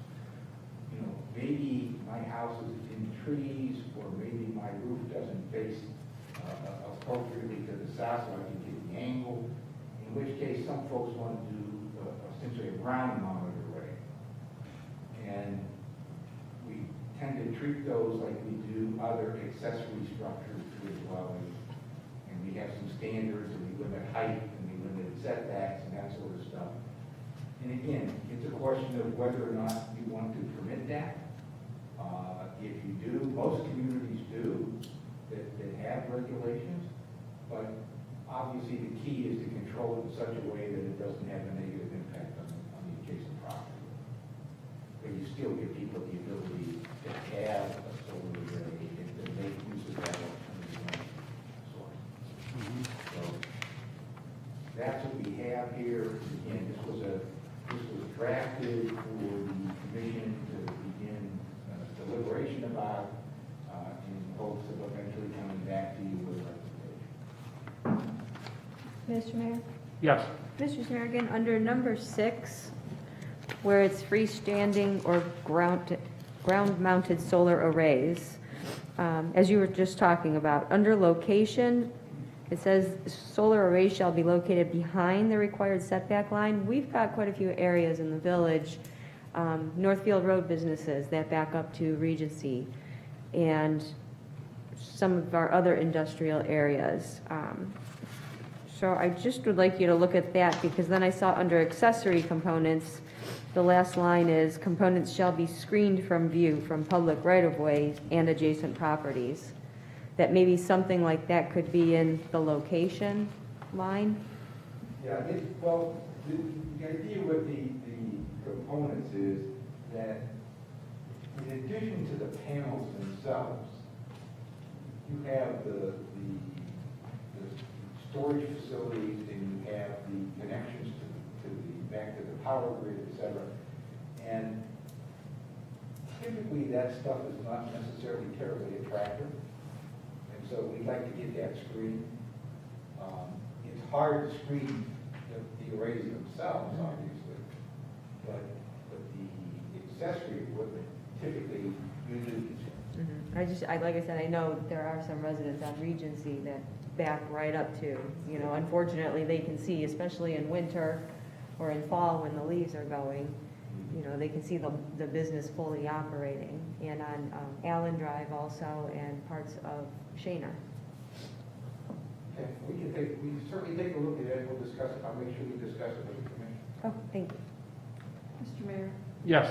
Mr. Smirgan, I have a question on used media accessory on the first page, the .04. It is about what you just said. It's the last sentence. It says cooperative facilities, electrical storage and distribution of power are prohibited. Yes. I thought, from what I was looking into this at one time, that you would have some electrical storage, like in your household, in a device. Yes, we And will. so, we're not, this means like you're not gonna have a generator outside your house. Is that what you're talking about? No. What we're talking about here is, what we're saying is that we're allowing these as accessory to your dwelling. And so what you're powering is your dwelling. Right. What you're not doing is powering the whole neighborhood. So you can't become essentially electric provider and sell your neighbor's electricity because you want to build a massive array on your property. That's what I thought, but when it just said electrical storage, I wanted to No. be clear that my understanding was that's what I meant by having No, a that's what generator we're outside talking my about. house and That's what lighting we're half the talking village or something, yeah. Yeah, no, that's exactly what we're talking about. Okay, perfect. But we found that you have to include all these elements because if, there's some little crack in the door they go through, so we've written it this way in order to be most encompassing. But the idea here is that you really don't want someone who's been selling electricity to other people in the neighborhood. That's a business standpoint. Right. And that doesn't belong in the residential district. And we've had the situation in other communities where neighbors say, well, we're going to get together and we're going to put up an array together and we're going to share the power. The problem with that is that works good until the first argument. Okay? And then what happens is you're in the middle of the argument, whether you want to be or not. Okay? And so what we've found is the best way to handle it is not to start. I'm just giving you the advice I have. I mean, it's not that I'm a genius about this stuff, but if you do it enough, pretty well, after a while, you pretty much run into everything that can happen, okay? And so you see it and you learn from the mistakes. I just wanted to make sure. That's what I thought you meant, and that's why I wanted to be clear Yep. when I read that, so, You're exactly correct. okay, thank you. George, do other communities have just one section, or do they have one section for commercial and one section for residential? Are you better, I guess, are we better off separating them out, or are you just having all-inclusive? Pretty much most of the communities, what they have is a chapter on alternative energy. And that would include the wind turbines, it would include the solar panels, any kind of alternative energy, because you got some similar issues in all of those. And they then usually have the breakdown between the residential and the non-residential as part of that chapter. But the issues with solar are fairly consistent.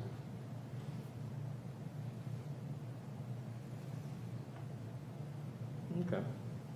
Okay? Rob, did you have anything you wanted to add, or? No, just to that point, that under approved uses in each, the residential, business, and industrial districts, in approved uses, I would also alter that chapter, just saying accessory, as regulated, solar or wind energy, as regulated by chapter 1274. So then everything would revert back to one chapter dealing with alternative energy. Just an idea. And what he's suggesting is exactly what we've done in a number of other communities. And it works well.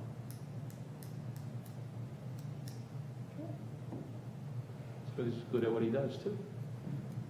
It helps with that experience, right? That's exactly what you're saying. Said, you make enough mistakes, you might get something right. That's right. My father used to tell me, he said, learn from the mistakes of others, or you'll never live long enough to make them all yourself. Okay? And so I tell my clients now, that's what I bring to you.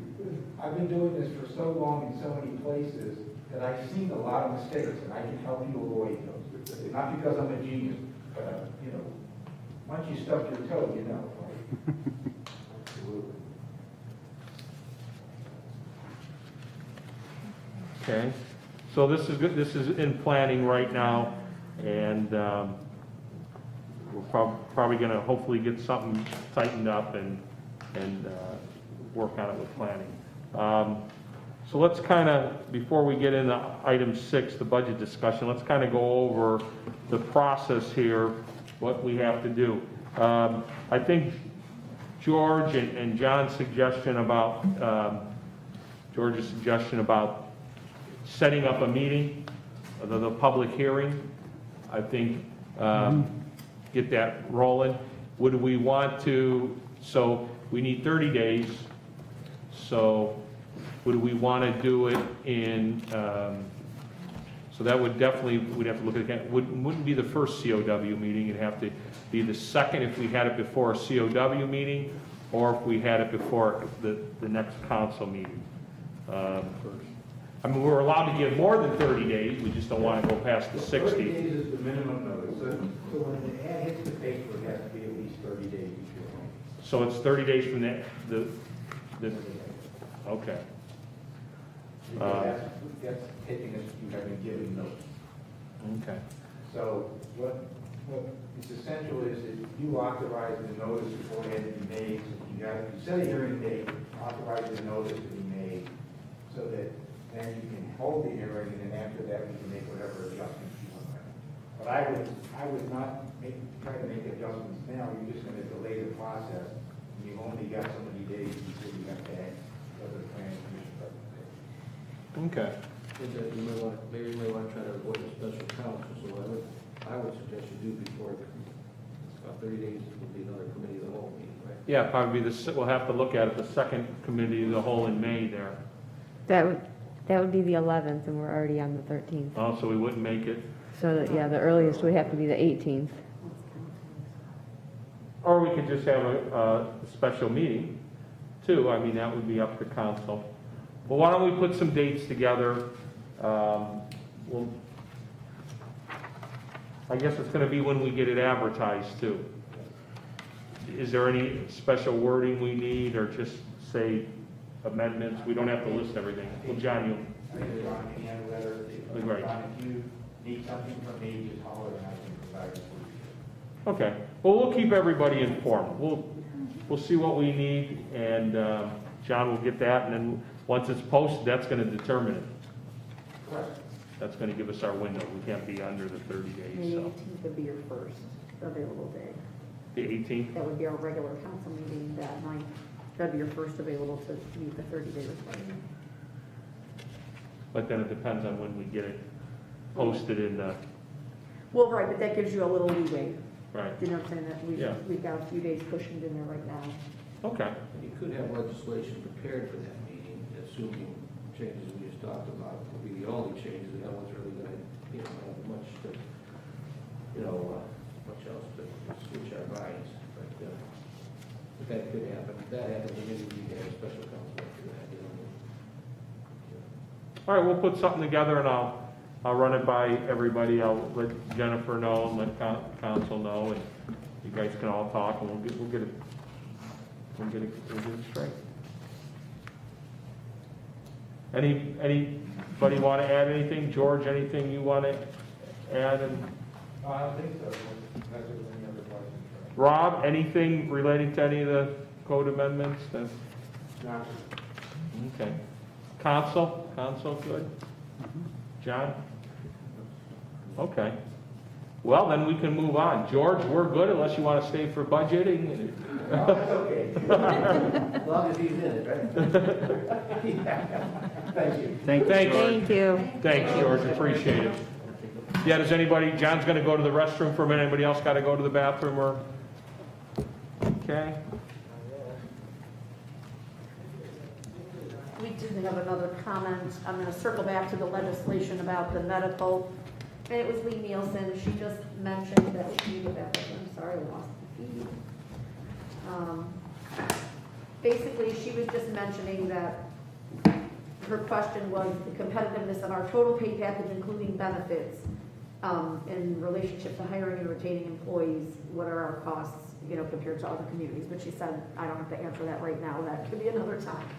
So I told her I would circle back to that after the code discussion. We did have a Records study request, done. too. Yeah. Yeah, we had a study done a couple years ago. It's more than a few years ago now, though, but it's probably relevant, I would imagine.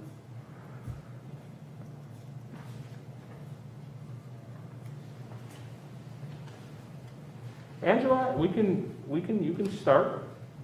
Sure. We don't The have to budget wait for- discussion is going to be brief this evening and will be more robust next week when I actually have your report 52s put together for the first 3 months of the year.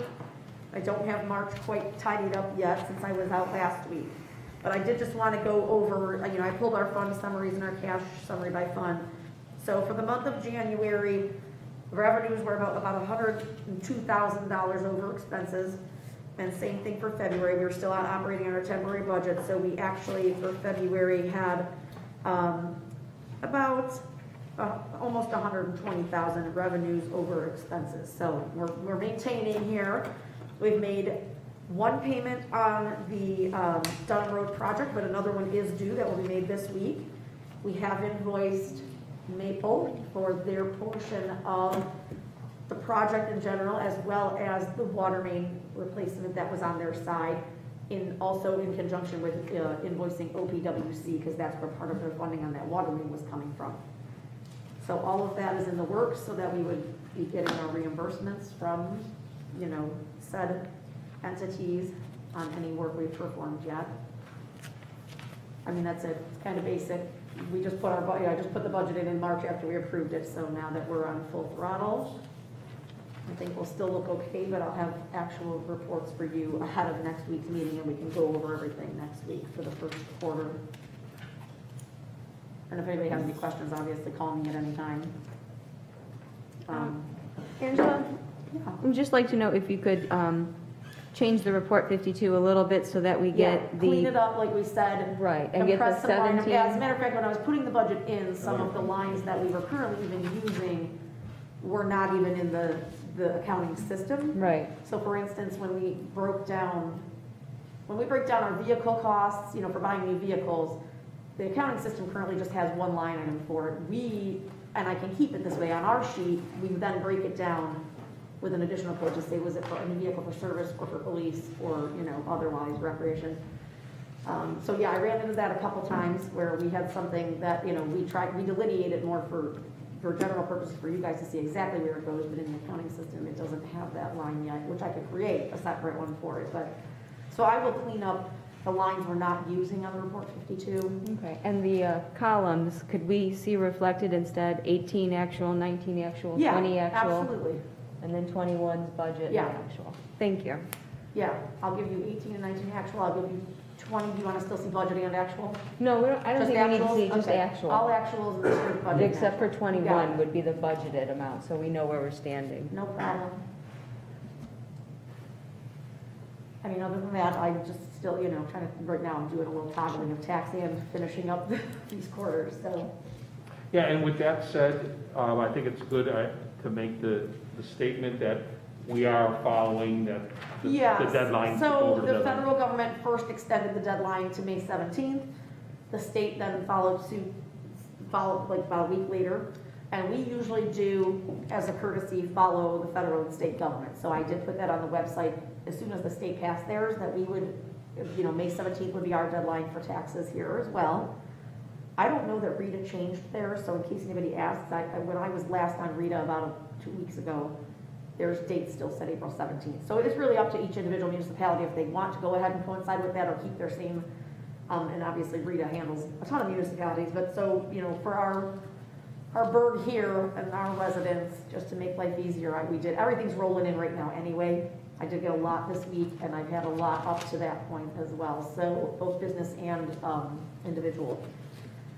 So, yeah, but just know that everybody has that. I've been letting everyone know, that they can drop anything off in the white box, and I've prepared for some and would continue to, since they can't come in and visit me like they normally would, they can drop it in the white box. I'll prepare and send them back their copy.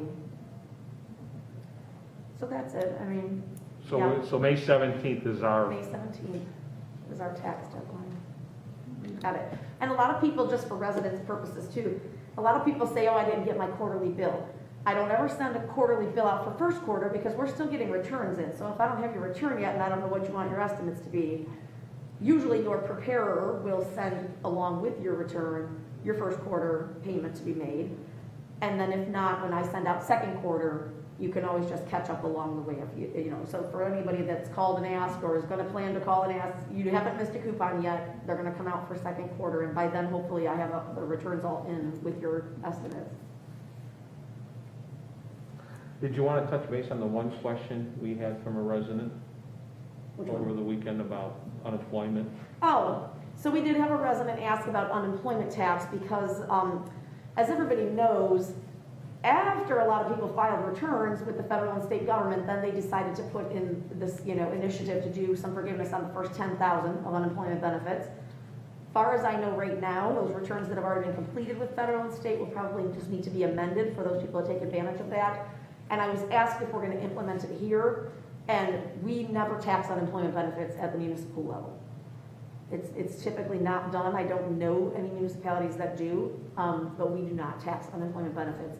I've been telling residents if they were unemployed and they don't mind just sending a copy of it so that I have kind of an idea in my head of who was unemployed throughout the year to better forecast our individual tax return, percentage of what's going to come in. But otherwise, we would not be taxing unemployment benefits at the municipal level. I just wanted, in case a Yeah, resident. and that's how it's always been.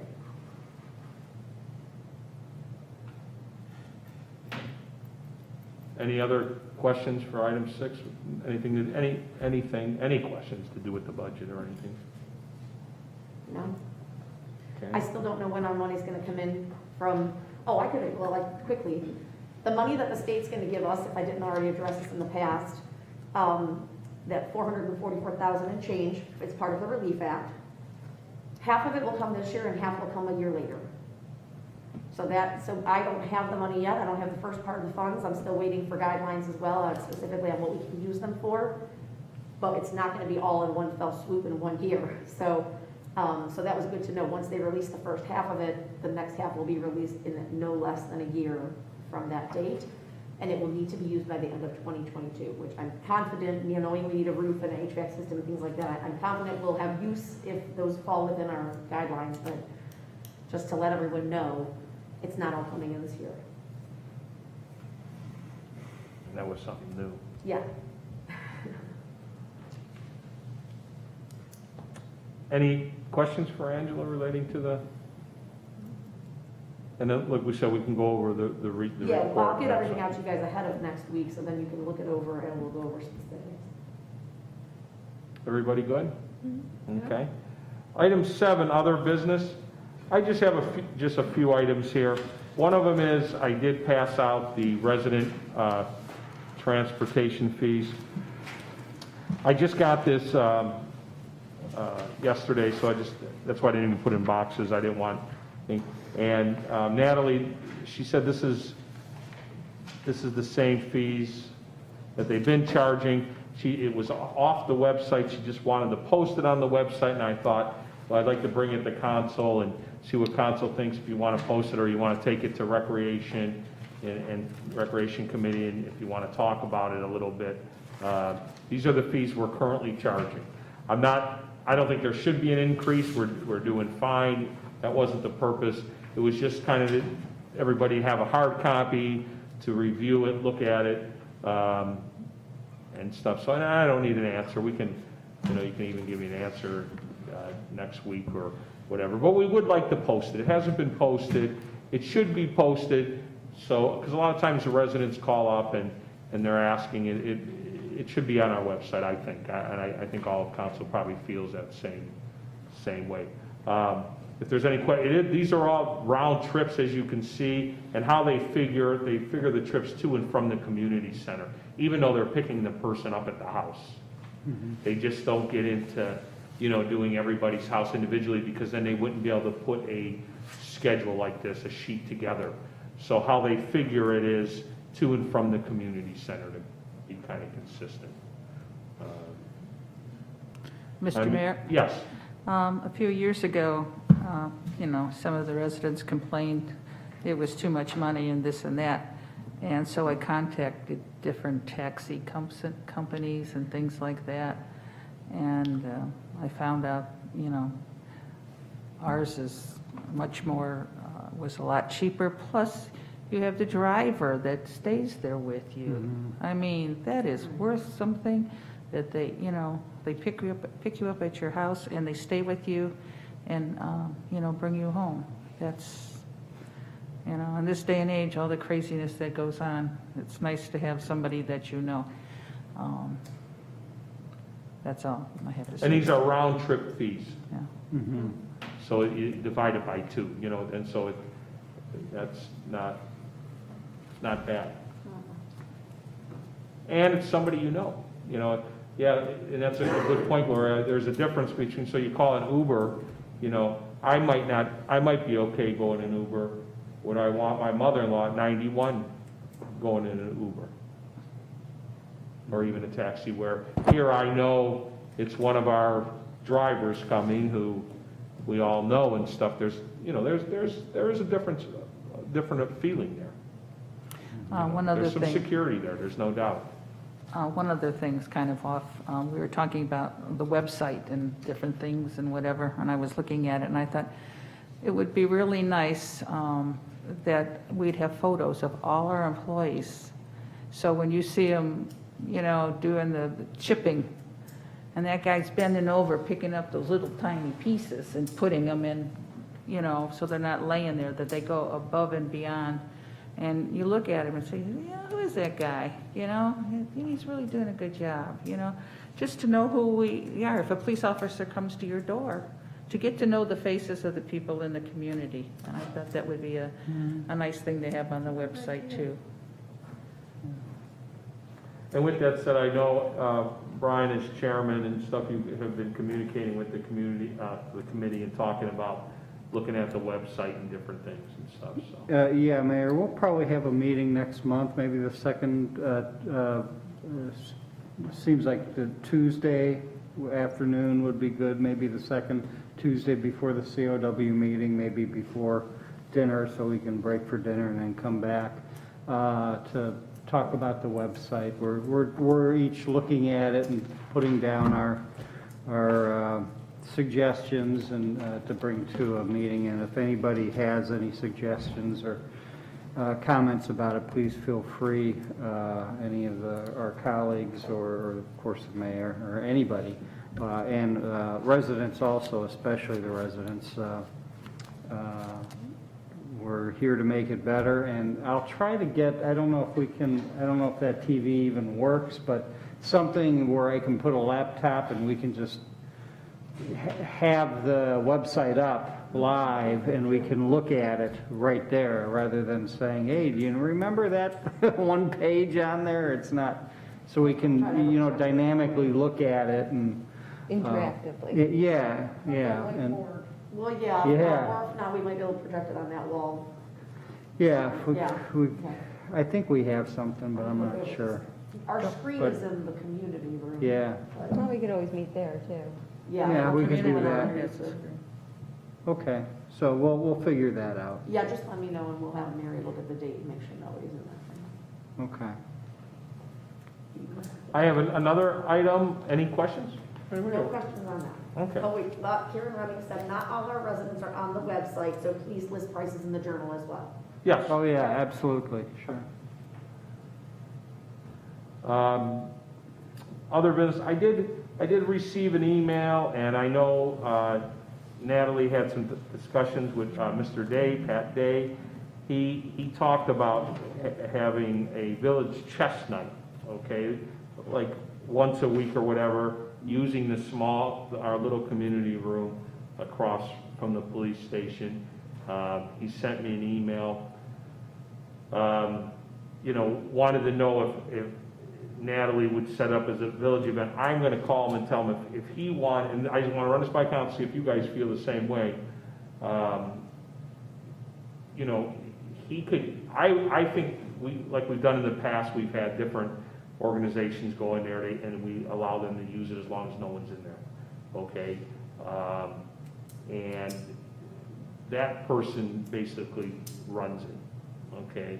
Let's say like Carol's Bookworms, how do you say that one card? Mahjong. Mahjong. That was residents who had it, and he was looking for a Wednesdays or whatever. This Wednesday it's booked, but I know I just wanted to get the blessing from council. I feel that if it's empty and something like that can take place. Now, the only thing is, they would have to right now follow the social distancing and masking, which means, there can only be so many people in there. Okay, no different than this room here. So, because it doesn't fall, the thing is still 10 for the governor's guidance for gatherings. That's different than weddings or funeral lunches and stuff. Those fall under a different thing, because I've had some people say, well, why do you have this? And you can't, because they fall under a different category with the executive orders. So with that, because he mentioned about, he wanted to put something, have the village put something in the owl. We said, well, that would be, I'm going to talk to him and say that's something he would have to do, but like anything that we put, it would have to follow the regulations, which is social distancing and, COVID, you'd have to follow COVID-19 regulations and masking. But I just want to see if you guys are okay with allowing them to use the room if it's available. Sure, yeah. Sure. Okay. What's that? Do I have anything else? For other business. No, that's it for me. I gotta backtrack, I apologize, I could have put this in budget. Go ahead. One thing I'll have legislation for in May, that I meant to look at prior to us approving everything and doing our raises. We've got just a couple, I wanna say 4 positions where the pay increase put them over by 7 cents, 2 cents out of their pay range. So I will just need to make adjustments to that handful of those, and so I will do that just like we do it any other year, and put it in legislation for us to look at, for me, to pass for me. And there might, It's a formality. I know I have been having some discussions with some department heads, and there is some, and I talked to council, it would probably be an executive session if it's an individual employee to talk about, and I know I mentioned it once before, to maybe update some employees that haven't been updated in their scale. Besides that was based on the increase of the 1.5% where they're falling out of the thing. But I just wanted to throw that out, Yeah, but I'm absolutely. still talking to that individual. Yeah, I just have a question as it relates to when you start having discussions about upgrading compensation for employees. Is that something that should go to the finance committee more so for the next budgeting cycle? We've already That piece, correct. Now- created a budget, right? Right. Right. So if you're talking about now adjusting compensation, however well deserving it might be, is that something that really should go into the next budget cycle discussion? Well, I'm gonna see how the department head feels, and I can always bring it to you, you guys can make that opinion, make that decision, because you can amend the budget anytime. My piece is already part of the budget where I'm talking about, we already knew we were giving these increases. I Right. just didn't realize they would go slightly out of their pay range. So Yeah, you're this is a you're talking about separate- adjusting the salary, Just increasing. The range. To go, you're right, to. With the to two- broaden the range 260? To make sure they're still within their range. that's different than, That's What I'm different than Adjusting adding compensation. more tiers or Right. changing the rate, is Right. exactly. That's different than what I'm saying. right, okay. This peace of mind we do each year, somebody's gonna fall out each year based on an increase potentially, so, unless they just started here and there at the bottom of the pay range.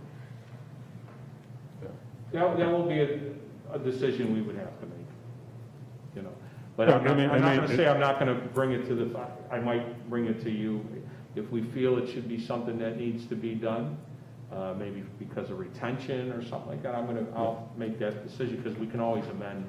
If it's even a significant amount, for the year, it might not be that much. Well, I mean, for me, it kind of sounds like it may be, and I know Brian, Councilman Spitznagel mentioned there may have been a compensation review a couple years ago. So now we have employees that are out of the range. We have others who may be deserving of some type of an increase. We have a question regarding employee contribution toward benefits. Comprehensively, maybe it's time for another compensation and, review. It may be time to take a look at all of that. Right. Instead of piecemealing it, take a look at it as a review. Oh, I follow, yeah. Compensation and a benefits analysis. Right. Right. That's fine, I agree. And all, the finance committee being all of council, so Yeah. that's the whole body. Yeah. Now, last I time just there wanted was, to throw that out, I got because it. we were talking about that. And I know that needs to be done right away, but maybe, I hate to go back, maybe do them both at the same time, I don't know. We Well, probably can, my yeah. piece is to keep us within our That's code, our different. ordinance Right. right now, Yeah. where everybody should be, but I certainly don't see any problem with doing it all at once. If there is, Yeah. at least discuss it. We're not that far out of range with the employees I'm discussing, you know what I'm saying, to make it, we could probably just, and I can Right. verify that with the auditor, and say if we're gonna Yeah. have a conversation, is it okay to just do it all at once right now?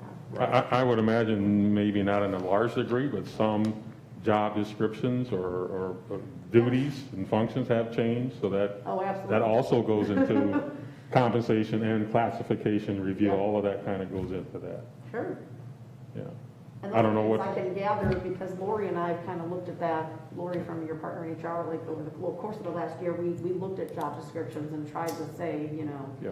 how much more has gone into now what you're doing versus what your actual description was, because as you know, we're a small village and we all wear many hats. Sure. So yeah, we can absolutely do that. Yeah, that's on the horizon. One of the other things here. Otherwise, I have nothing else I'll under go now too, so. other business. Does anybody else have anything they want to Mr. share under Mayor? other business? Mr. Mayor? Yes. I spoke with a couple other council people, specifically Mr. Whedon and Mr. Spitznagel also at one time, about kind of restructuring our committee meetings and to make them more active. So I Okay. just want to put this out there for everybody to think about, not a discussion tonight, but to have some ideas. One of the ideas was, instead of the first COW meeting the first Tuesday of the month, make that a committee meeting, committee member meeting. Essentially, we would have 10 of them throughout the year, so technically we have 6 committees, but finance is everybody. So that leaves us with our 5 other committees. Each committee would be held twice a year, once in the spring or fall or winter and summer, alternately.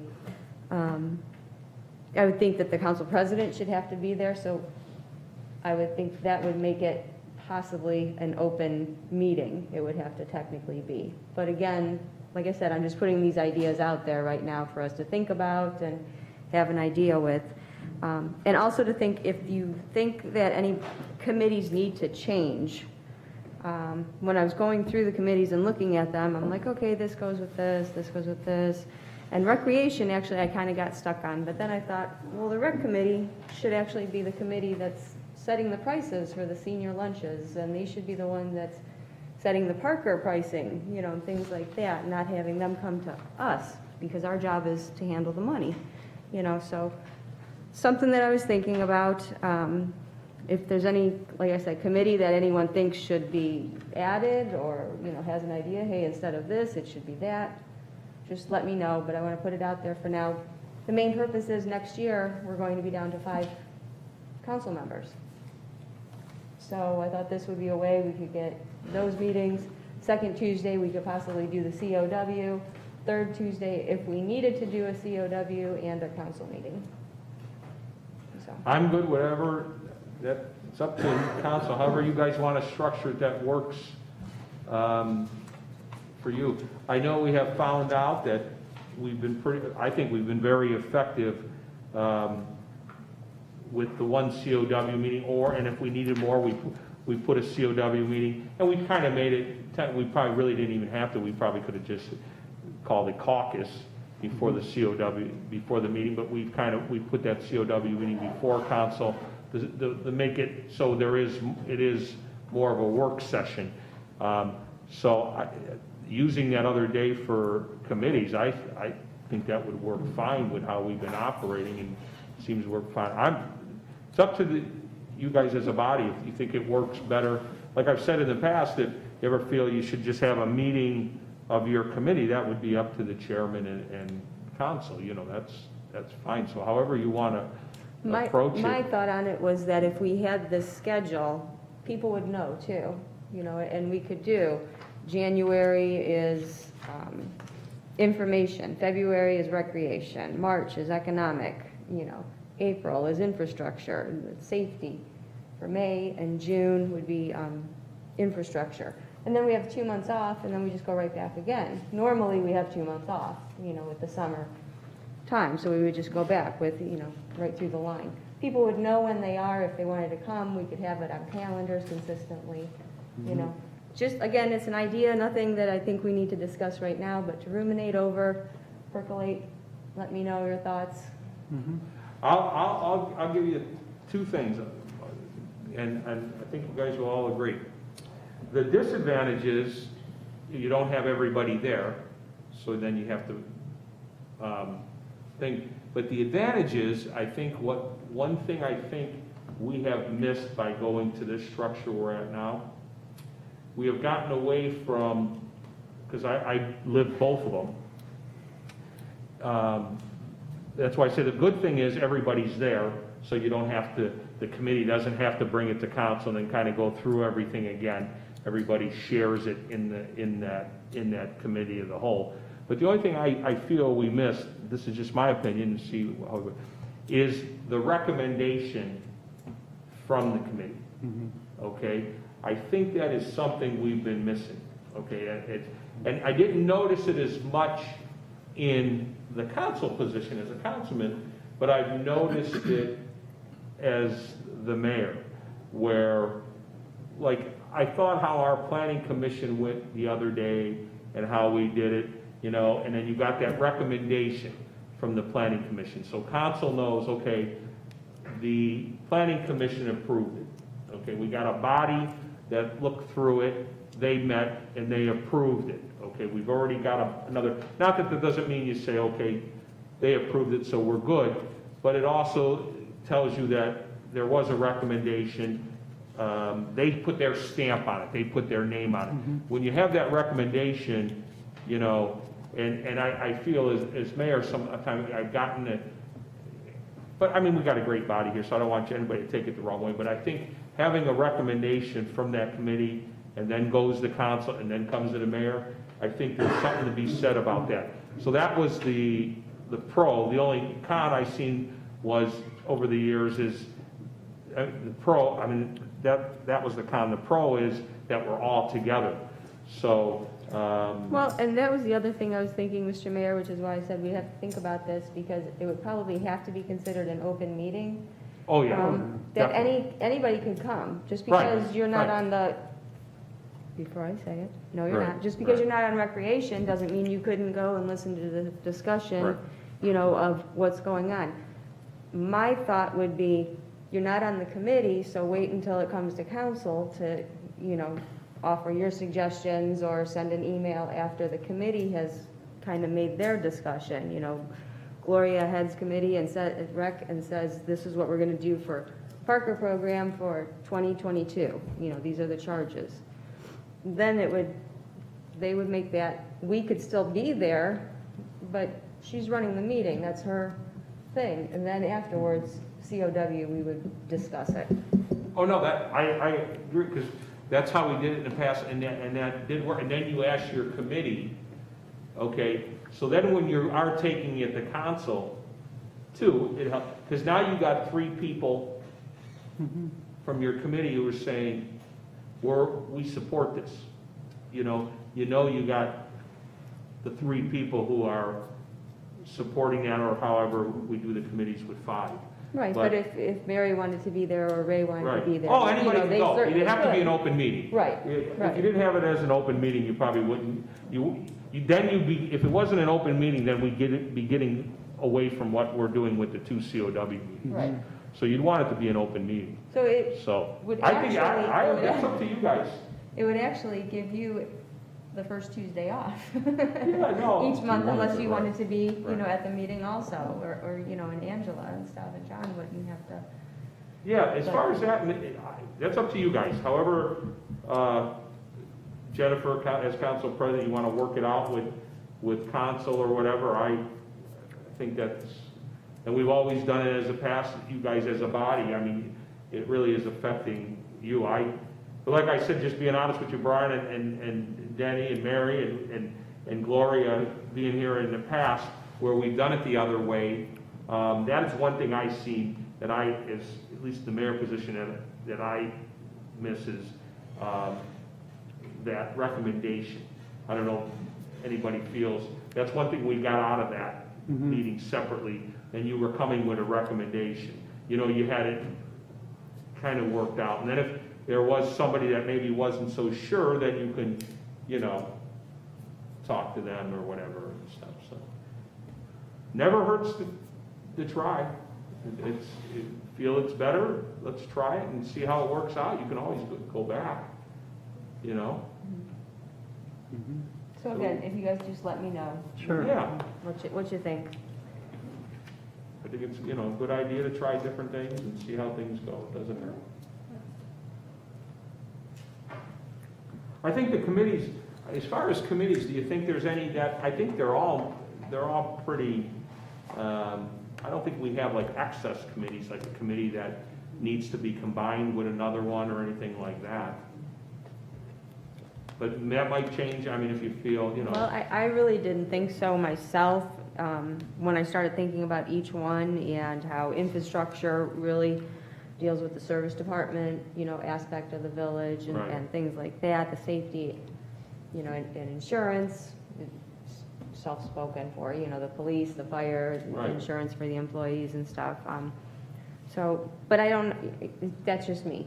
I don't know if somebody else has another idea of how come we don't have a committee that's doing this, right. so. Just something, like I said, something to look at, kind of decide. I thought maybe finance we would do quarterly, but more at a COW meeting since everybody's on finance anyway. And we really need Angela there for her expertise behind it. Right. So, Yeah, it's up to you guys.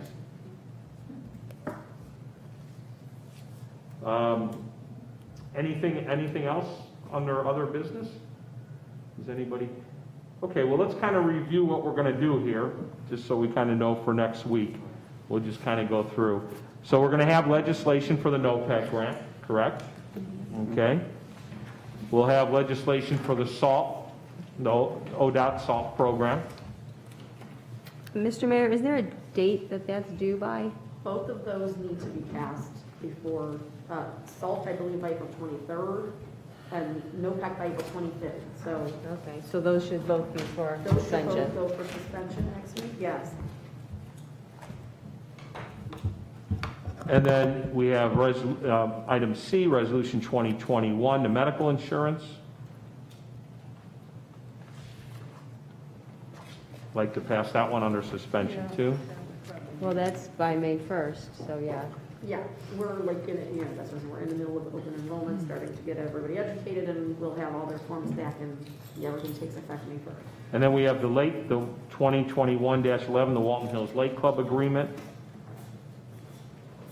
I'm sure they'll be good, whatever you decide to do there. We'll get the updated schedule and sheet. And I think they know that, we're entering to the agreement, the money's already been appropriated through the budget. So I think that's really the big issue with them, knowing how to plan ahead, so. But we would like to meet the thing, so that's up to you. We'll put it on there. If you want to go first reading, fine. If you want to go suspension, see how you feel. And I'll talk to Sean too on that. And then the code amendments, everything from then won't be on the legislation. Right. So, because we'll have to put out that advertisement, and then 30 days from there, or after, at least 30 days, then we'll have a meeting, and we'll look at that then. We'll go from there. Anything else? Anybody want to share anything else, or should I ask for the big motion for adjournment? Mr. Mayor, I'd like to make a motion for adjournment. Second. Second by, motion made by Jennifer Allen, seconded by Raymond Whedon. Let's vote on the motion. Councilwoman Brenner Miller? Yes. Councilman Linville? Yes. Councilwoman Allen? Yes. Councilwoman Churlowski? Yes. Councilman Spitznagel? Yes. Councilman Whedon? Yes. Meeting adjourned at 9:22 p.m. Thank you, everybody. Everybody have a nice rest of the week, and don't put your books Yeah. away yet. Don't ride too far.